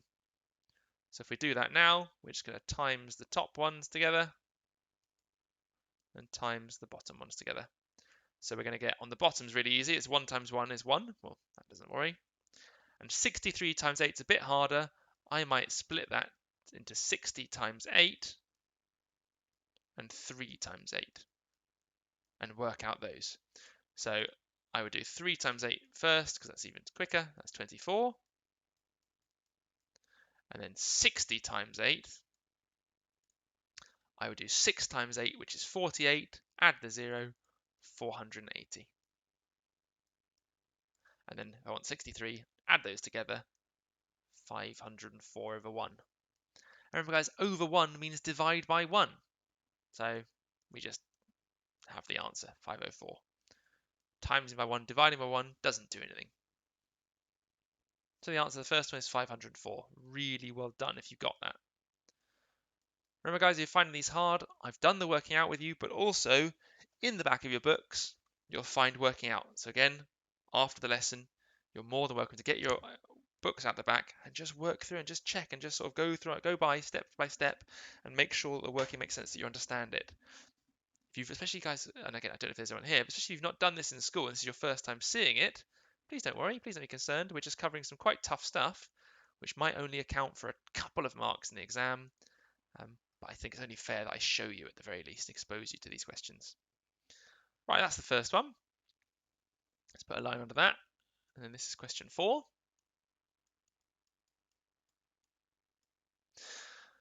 A milk bottle holds 3/4 of a litre of milk. 3/4 of a litre of milk. Greg has 7 of them. So I kind of want to just times by 7. But wait, each of them is half full. So what I want to do is I want to work out how much milk's in each bottle and then times that one bottle by 7.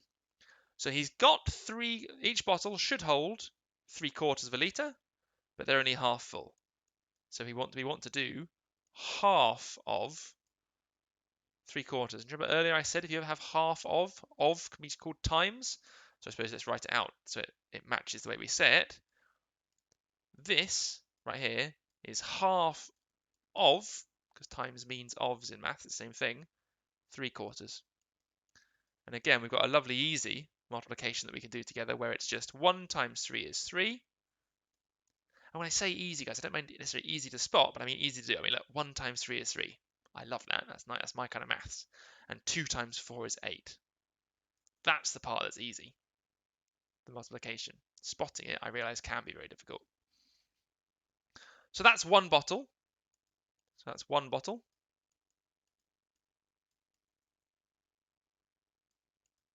But I want to know 7 bottles. So I'm going to do 3/8 times by 7. And when we times by 7, again, I think the easiest way is to say, okay, well, 7, the number, is like 7/1. And that just reminds me where to multiply. Because I do 3 times 7, which gives me 21. And then 8 times 1 is 8. But there's a problem. Well, not a problem, but there's a reason why I gave you an extra bit of time on this one. 21/8 is the answer, but they don't want it as a fraction. They want it as a decimal. So remember, the way we go from fractions to decimals is to do the division. What do I mean? Well, remember, 21/8 means 21 divided by 8. So I'm actually now going to do a bus stop and work out what 21/8 actually is. Notice how I've left more room because I have a feeling, because there's a decimal here, I'm going to need at least 3 decimals. So I'm probably going to need at least 3 zeros. Let's go through it and do it together. 8 into 2 goes 0 times, remainder 2. 8 into 21 goes 2 times, put the decimal in the same place. 8 times 2 is 16, so the remainder from 16 and 21 is 5. 8 into 50 goes in 6 times, remainder 2, because it's 48 from 50, so the remainder is 2. 8 into 20 goes in 2 times. The remainder between 16 and 20 is 4. 8 into 40 go 5 times with no remainders. So my answer is 2.625. And again, guys, I think that is a really hard question. And in our exam, they might ask us to stop here and we do the first 2 steps. There might be another question which only tests this skill. It might just say, what is 21 divided by 8? So although these are hard, they're still valuable because although they're multiple steps, sometimes each of those steps could be its own question, and that's why I think it's really valuable and worth practicing these questions. Difficult, yes, but valuable, equally yes. So again, guys, if you need to pause it on this video and copy my working, that's absolutely fine. You're welcome to do so. But I'm going to push us on to the next bit now so we can do these. This one I think was a little bit easier, especially if you know what they're asking. So I'm going to give you only 1 minute 30 on this one. Oh, that's an hour and 30. That might be too much. But what I will do is after 30 seconds, I'll just start you off on both of them. I'll write some clues. So if you are struggling, just look back at the screen and you'll see I've written down some clues on how to start. Good luck, everyone. Your time starts now.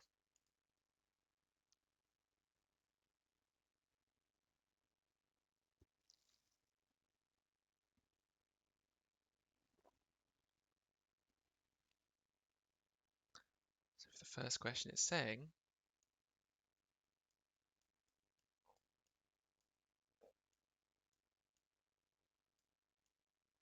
2 times what is less than 30?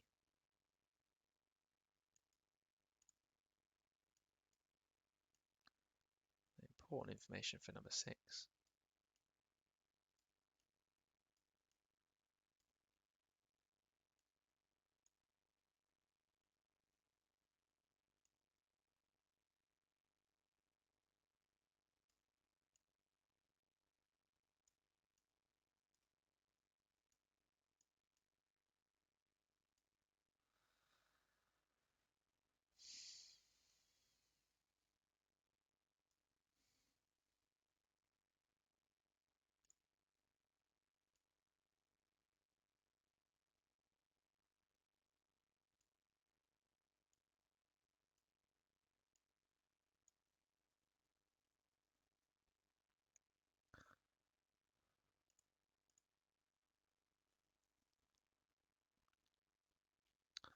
Right, guys, that's time up. Again, these ones I thought were quick ones. Yeah, the first one, especially once I set it out for you, can be really easy, but it's only really easy because we know what integer means, because we learnt the definition that integer is whole number. So it's 2 times what whole number is less than 30? The answer is 14. Let's just check. Why isn't the answer 14 and a half? Because 2 times 14 and a half is less than 30. 2 times 14 and a half equals 29. Well, we know that that's not an integer. It's not a whole number, so that's the reason we can discount that. What else could we try? Well, we could do 2 times 15. Well, 2 times 50 equals 30, which is not less than. So again, it's about understanding those key terminologies, key differences. So basically, it says, what's the biggest whole number you can have and still, when you times by 2, get less than 30. And that's where 14 came from. Now, for number 6, I realize it's a bit confusing, but I have given you some clues. So this 360, what does that have to do with it? Well, that's all the angles in a circle. You know that all the angles in a circle add up to 360, and you have to just learn that. You have to just know the definition. You have to know. A segment, what is a segment? I always remember a segment as a pizza slice. So I have a circle. They've divided it into 15 equal segments, so it looks something like this. They keep dividing and dividing and dividing, and oh my goodness, dividing and so on and so on and so on. But they want to know, once you finish dividing it into 15 equal pieces, which I'm not going to do because it would get too many. Well, that's probably close to 15. That's probably about 12 or so. What's going to be the angle of one of these? And hopefully you can start draw them here on blue. It's what's the angle within the segment. That's what it means by what is the angle closest to the center. It just means what's this angle here? What's this? It's something degrees. Well, it's going to be all the angles, 360, divided by how many segments? And it says it was divided into 15. So it's all the angles, 360, divided by 15, and that will give you the angle of one of them. So again, I've done all these drawings. You didn't really need any of them. What you just needed to realize was the angles in a circle are 360 divided by the 15 segments will give you one of those segments. And there's lots of ways you can do this. I think I'd probably still do it at the bus stop, if I'm honest. I like a good old bus stop, any excuse. So 15s into 3 don't go. 15s into 36 go twice. The remainder is going to be 6. And 15s into 60 go 15, 30, 45, 60, 4 times. So the angle is 24. That's my favorite thing. Oh, thanks, I get it. Let me give that a thumbs up. Okay, guys, both of these are easy in terms of the maths, but they can be hard to know what you're doing. And they're a lot easier because obviously I've gone through with you. But it's just to show you that a lot of this book can become easy once you understand it. But guys, that's the same with a lot of things in life. It's all they always say. The saying is, it's easy when you know how. Right, 7 and 8. I think 7 looks horrible, but is deceptively easy. And I think 8 is a bit harder. So for this one, it'll be a 2-minuter, but I recommend spending most of your time on question 8. And although I'm going to start the clock in about 20 seconds time, I'm going to just draw out question 7 again in a different way. And I think that seeing it slightly differently might help you. So your timer started now. And just if you need only if you need a hand, look at the screen and I'll give you a little hint for question 7.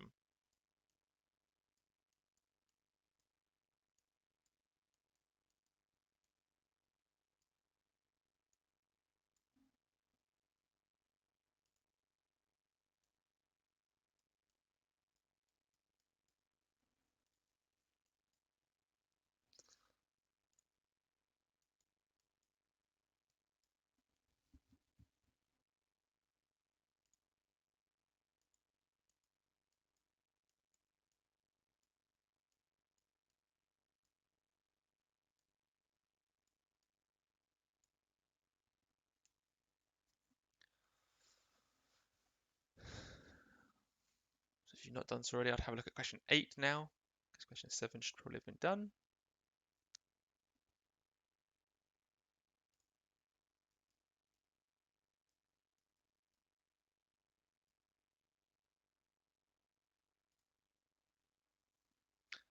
Well done if you've done already. That's really good. Just make sure you check.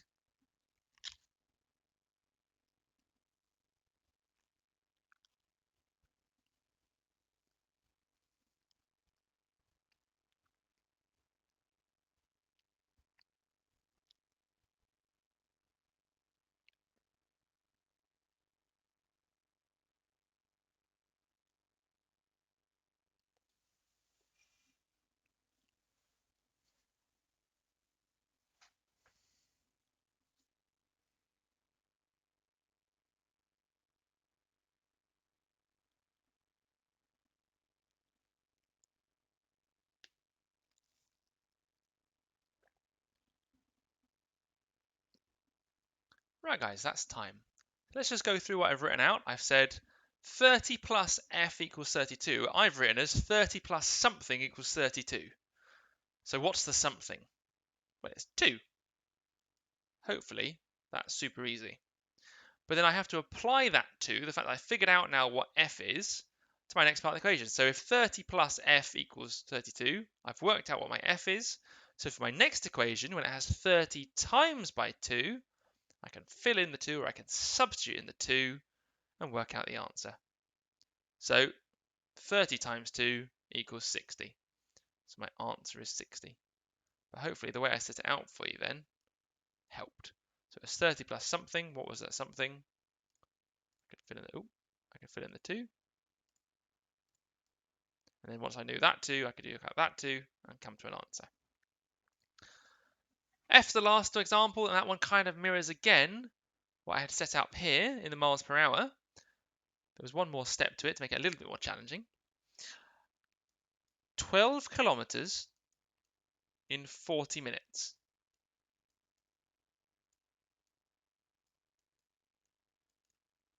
And then I want to know kilometers per hour. So I'm going to make the comparison easier. I'm going to say, well, per hour would be okay. How much would he run in 60 minutes? Because if I can work out however far he runs in 60 minutes, that whatever that is the per hour, because 60 minutes is an hour. Okay? I can't see a way, though, easily in one go of going from 40 to 60. It's not like I can times it by any whole number and get there. But what I can spot is that I can go quite easily from 40 to 20 minutes. I can work out how far he's gone in 20 minutes. And if I know how far he's gone from 20 minutes, I can quite easily go to 60.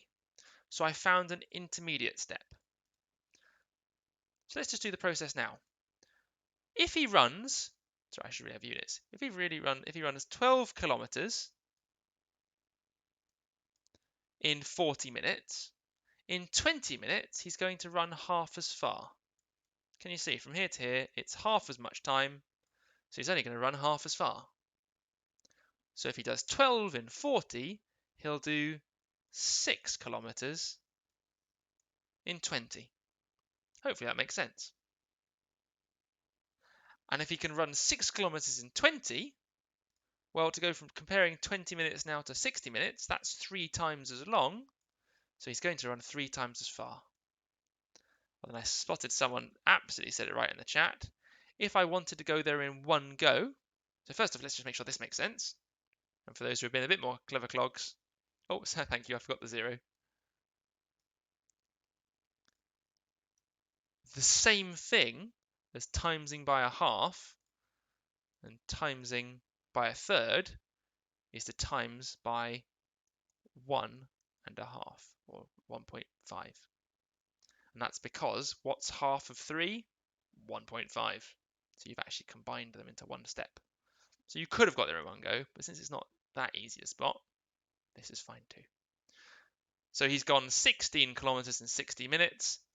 That is the same as saying 18 kilometers per hour. So my answer is 18. So well done. 18 kilometers per hour. Big thumbs up. Right, guys, we've got now 15 minutes, which is perfect. It's a bit of fun. We're going to finish off with some NVR. Do please, though, if there were any questions for any of these, type in the chat, let me know, come back to me. Remember now that we've finished this exercise in the maths, aside from the homework, Everything else in this book can be finished. I know I said it at the beginning, but I'm going to say it again. So these books can be finished. If you have to finish the book using the answers to help you, that's absolutely fine, but it's well worth, if you can, working through it and just practicing writing out the working and just practicing thinking, why have we done this? Why have we done that? It will just really help develop your maths. So this is the next activity. First thing I want to draw your attention to, because otherwise someone will ask, look, it's not in your books. So it's only on my screen, and we're going to do a bit of a game show out of this, a bit of a puzzle. The way it will work is I'm going to show you probably just one question at a time. Sophie has asked what was question 7. Question 7 was 60, and the working was here. Because we said 30 plus what is 32? 2. And then 30 times 2 is what? 60. NVR, guys, is non-verbal reasoning. So NVR, let me show you the book, would be this one. Kind of your spatial reasoning type questions. Your cubes and your nets and your puzzles and your anything that's visual. Oh, and Sophie.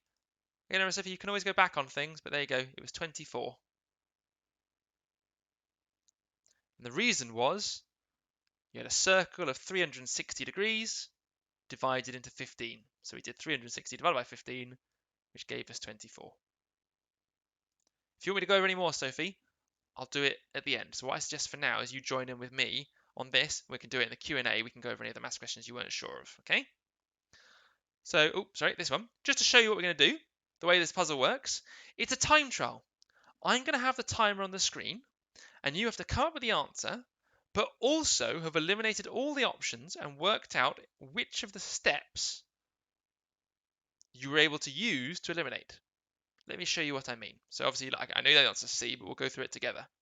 So we look at the shape, and I want to try and eliminate. Can I eliminate A? Yes, I can. Why? Because I've got a pair. These two should never appear next to each other. So I could say one pair, A is wrong. Let's look at B. Can I eliminate it? Yes, I can. Why? Because it's got this triangle. And there are no triangles on my net. That means B is wrong because it's an alien shape. And then finally, for D, D is wrong because again, look at the star. I've got another alien shape turning up. So I can eliminate it. So in this case, it was 2 aliens, 1 pair to make the eliminations, and I've got my answer. So what you need to do, again, this is not so much about typing in the chat, it's more about you writing down the answer and also maybe keeping a little tally of which you think, so maybe you might want to write out now, aliens, pairs, arrows, left and right, and leave yourself lots of space so you can tally. And I'm going to keep doing it, but I'll have a timer on the screen. You might want to write out, question 1 took me 40 seconds. Question 2, 35 seconds. Question 3, and we'll see how well you do. So you're not really competing with each other, you're trying to beat your last score each time, while also being less than a minute, obviously. Does that make sense? Can we have a go?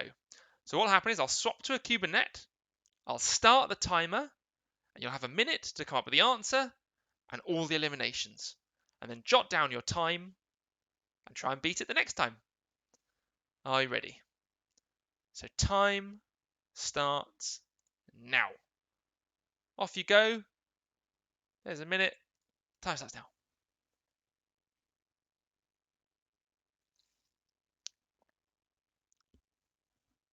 It's not on any page, Sophie. I did say that. This is only on the screen. It's only on the screen. It's a bit like a quiz. So you have to just look on the screen and maybe jot it in a jotter book.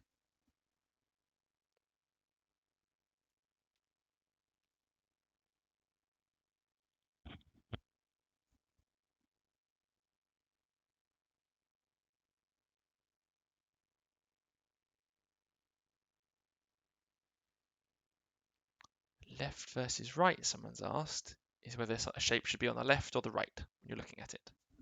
I'll try and show you an example.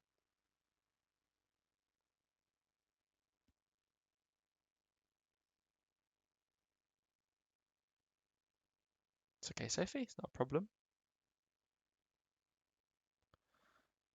Someone got the answer in 45 seconds. That's very good. Right, guys, let's just go through. And actually, you're right. I will just go recap them again. Although I think we did cover them last week or the week before last. Let's just go through the rules again. So aliens. Alien shapes are shapes that don't exist on the net. So can we find alien shapes? Yes, we can. C, if you look, is an alien shape because we've got the same shape appearing twice. There's one alien. Pairs, as we know, pairs are when you've got two shapes that can't be next to each other but suddenly appear next to each other on the picture. So if you look here, A is eliminated because it's a pair. I think also we can eliminate... we can eliminate B as well because look, here's another pair. These ones should never be next to each other. Arrows are basically directions. It's my shorthand for saying, I remember we talked about this, we wrote out the 4 rules. It's arrows and tails. You want to think about direction. So let's see if we can think about how D is not the best example. Maybe we go back to this one. Yeah, we can use this as an example. So we know C is correct. And if you look, these lines here, if I drew an arrowhead on them, it's not pointing at the circle. And can you see here that if I do the same thing, that my arrows, they're not pointing at the circle. So I know it's pointing in the right direction. It would be wrong if I had the 3 lines like this with a circle next to them. So if I had my net that looked kind of like this, where I had the 3 lines, that's wrong because it's pointing in the wrong way. And then the final thing is the left versus right. And I think the best way of doing this is just to draw it out. So there's a cube. There's another cube. If I had 1, 1, 2, 3, and 3, 2, these are not the same. One has got the 2 on the left, and one has got the 2 on the right. And one of these is correct and one is wrong. Now in this case, we don't know. But the point is they're different, not the same. And that one is usually the hardest thing to spot, and that's why we leave it to last. Okay? But well done, guys. Some good scores. 27 seconds, very good. Should we try another one? So the answer was D. Hopefully you all got that, and hopefully you got it within the minute. Let's try another. See if you can beat your score. So if you got it in 27, now you got to try and get it in faster. We're doing so. I would probably do how long you took, but as long as you're consistent, it doesn't matter. You can work out, I'm sure, whether you used up 30 seconds or you had 20 seconds left. Obviously, it's different, but as long as you're consistent, it's fine. Ready, steady, go. Time starts now. What's the answer? Can you eliminate all the others?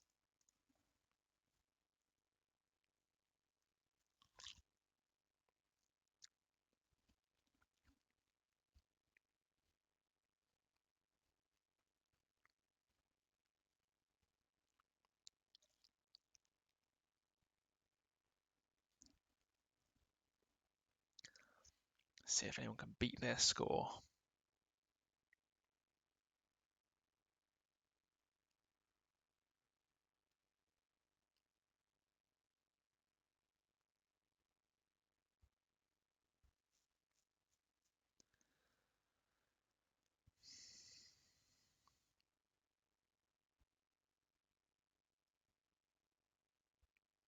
Wow, 9 seconds to eliminate all of them as well with reasons. Well, that's very, very quick.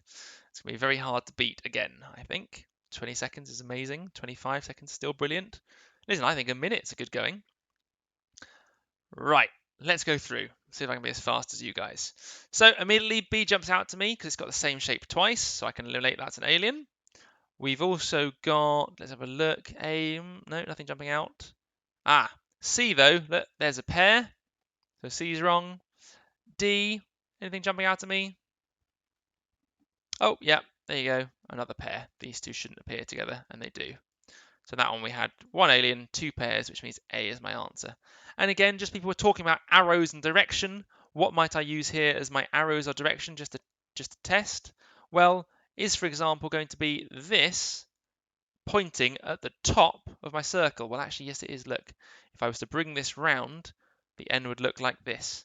So I was to draw that here, and look, the top of my N would be kind of pointing at the circle, so it does match. And similarly, the circle's on the right-hand side here, right-hand side here, so it all matches them. Everything's pointing where it should be. Really well done, though. 2 out of 2. Right, you guys are getting a bit, again, you don't have to explain it so much out loud or type it out, but you just have to be able to explain it in your own head. You have to know your own reasoning. So I don't want you to be able to type, I think it's A because, but you just have to know in your head, nope, alien, nope, pair, nope, arrows, for example. Right, this one's going to catch you guys out, especially you speedsters. On this one, you've still only got a minute. Good luck. But you've got 2 questions to do. Off you go. So slow you down. Can you do 2 questions? I don't believe it's possible.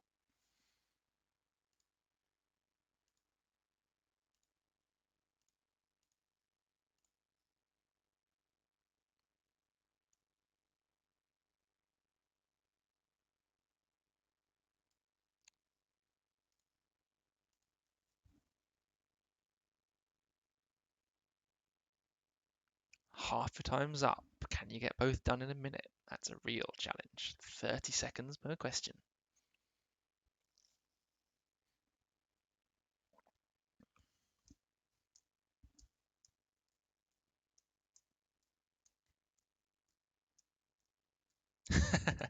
Anik put 6 seconds. Well, Anik, that is lightning fast, but 26, which is correct one, is still very good. So well done you, Anik. Very honest.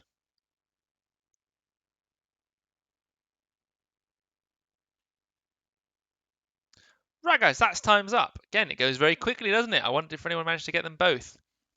Very well done if you did. Shall we run through them to the answers? So on A, what can I see? Well, my mushroom, the base of my mushroom, should be above the ring. And look on A, the base of my mushroom is not. So this is an arrows one, the direction. My mushroom's in the wrong direction, so I can get rid of A. What about B? Well, look, similar. The base of my mushroom should be with a ring underneath it. And here I've got a triangle, so B's wrong. So that's 2 arrow questions. And it's awfully thinner. C, base of my mushroom, should have a ring underneath it. And look, it's got the wrong thing again. So that's 3 arrows right off the bat. Now, it might be some other things as well. It might also be pairs, but I've used 3 things to eliminate it. Which means, of course, my answer must be D. And let's just check. The top of my mushroom should be pointing towards the hatch, and it is.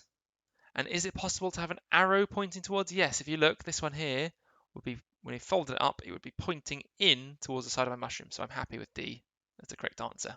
And let's do number 5 together. So anything I can do pointing wise.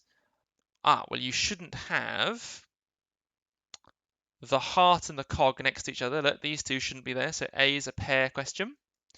What about B?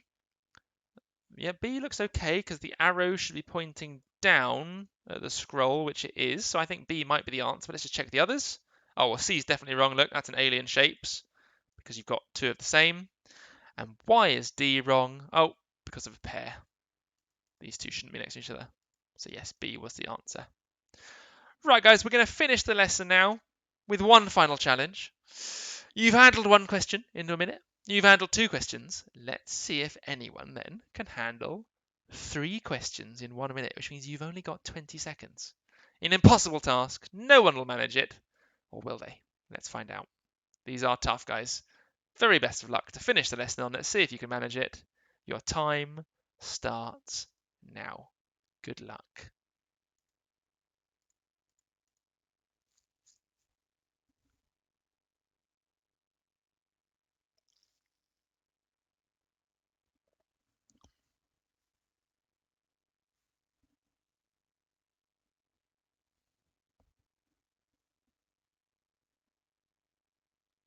Yeah, guys, I'll do a Q&A afterwards. Of course I will. As long as you've got questions, I'm happy to answer them.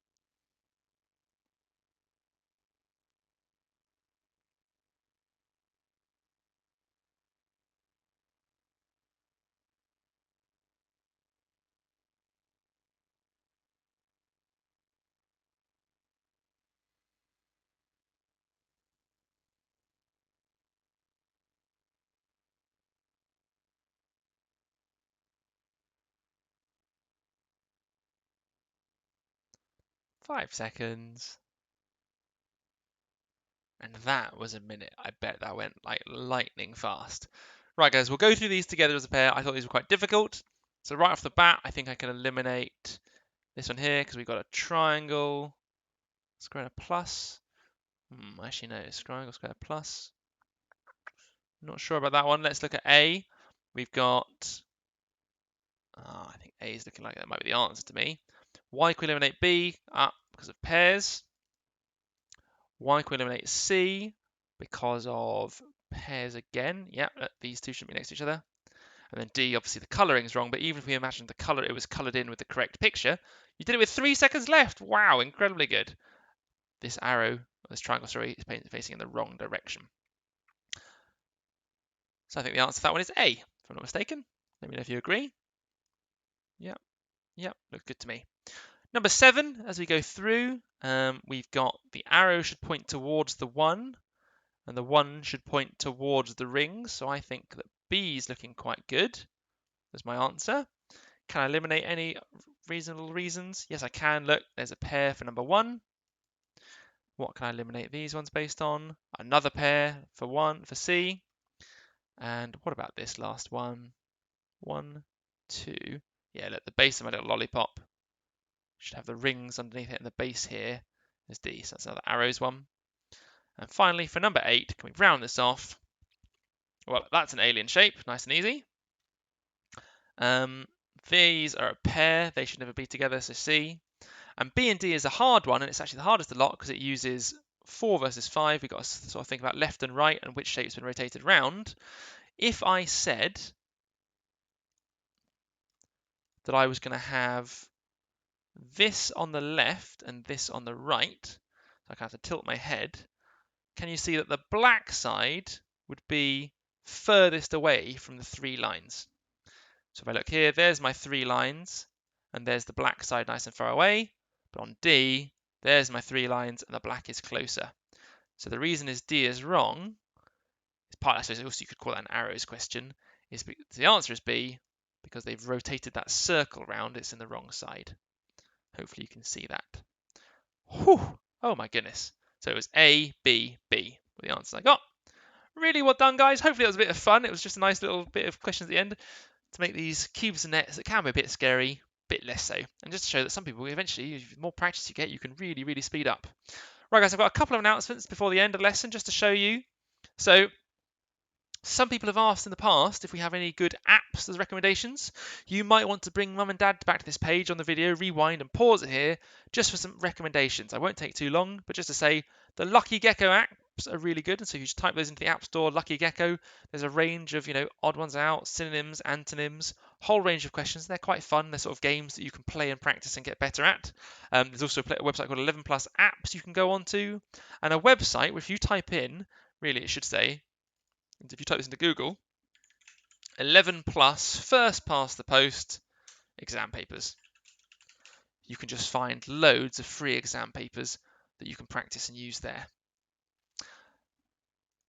Last thing to say, right guys, end of the lesson, so you're now free to go. The first lesson of Block 6 starts on the 30th, so that means we are not here next week. It's half term, it's the holidays. I know it's hard to notice because we've all been at home and it's all felt probably like one big strange holiday. But it is when the half term would have been, so we need that half term break to do all our mock exams, revision camps. I might see some of you at the revision camps, which would be lovely. If not, don't worry, have a well-earned break. But just remember, guys, I'm adding this to the bottom of your homework. Really, I think, especially since you've got a half term break, you should be trying to finishing those books. Now, I'm not saying you have to have finished it, but I would have started and just start slowly working through and finishing really all the Teacher Eye books we've given you should always be finished entirely just because it's valuable practice. So really well done. Anything else to say? Well, no, not really, other than it is now, guys, the end of the lesson. So some people do get confused with the Q&A. We're now going to pause. In fact, what I think I'll do is I'll probably put a timer on for just 1 minute, go get a quick glass of water, and then come back and do the Q&A. So that'll sort of signify the end of the lesson. I'll get a glass of water and come back. Oh, and maybe if that video is loaded, I can show you that mildly entertaining video of those goats doing their self-defense strategy. So thank you so much. I'll be back in about a minute's time for a Q&A. Everyone, all the best. You've worked really hard, massively well done, and I'll answer all the questions that you've typed in the chat then. So here's a little silly video.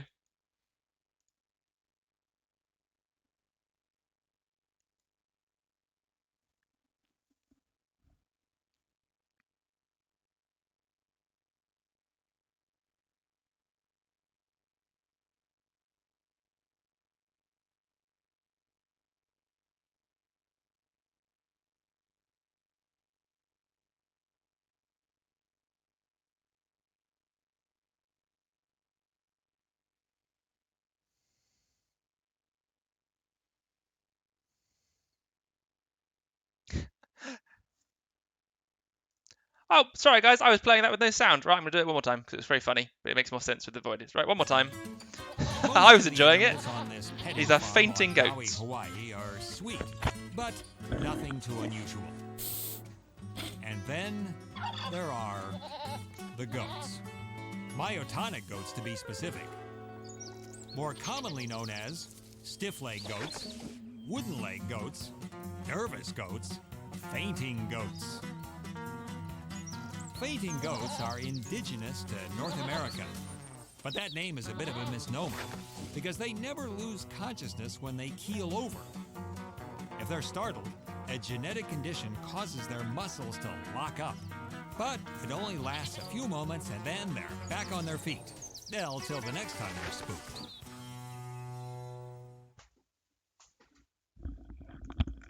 So there you go, everyone. I thought that was a little entertaining, and since we were talking about the possum's self-defense mechanisms for keeling over, I would just show you one that I knew that was quite entertaining. They always make me chuckle to think of this fainting goats. Right, lovely lot. So, questions now.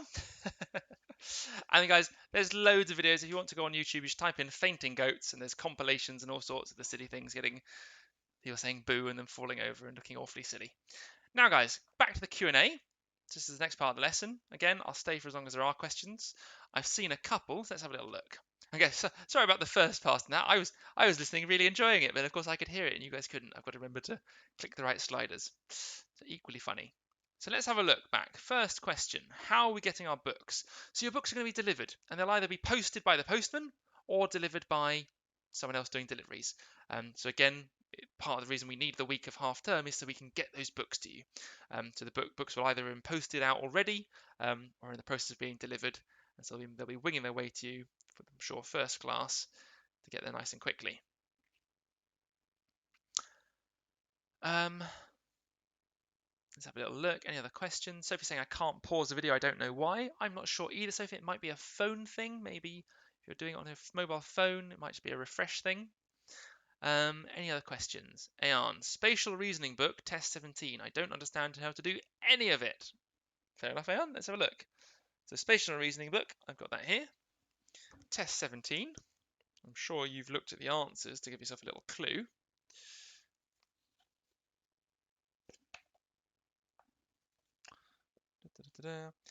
Aeon, these are called fold and punch questions. And I'm going to tell you right away, they've never, as far as I know, come up in CEM. They do come up in GL. Basically, and you could almost do this with a bit of paper. I will show you just for interest, but only for interest. I don't really want you worrying about these because I think it's quite unlikely they come up.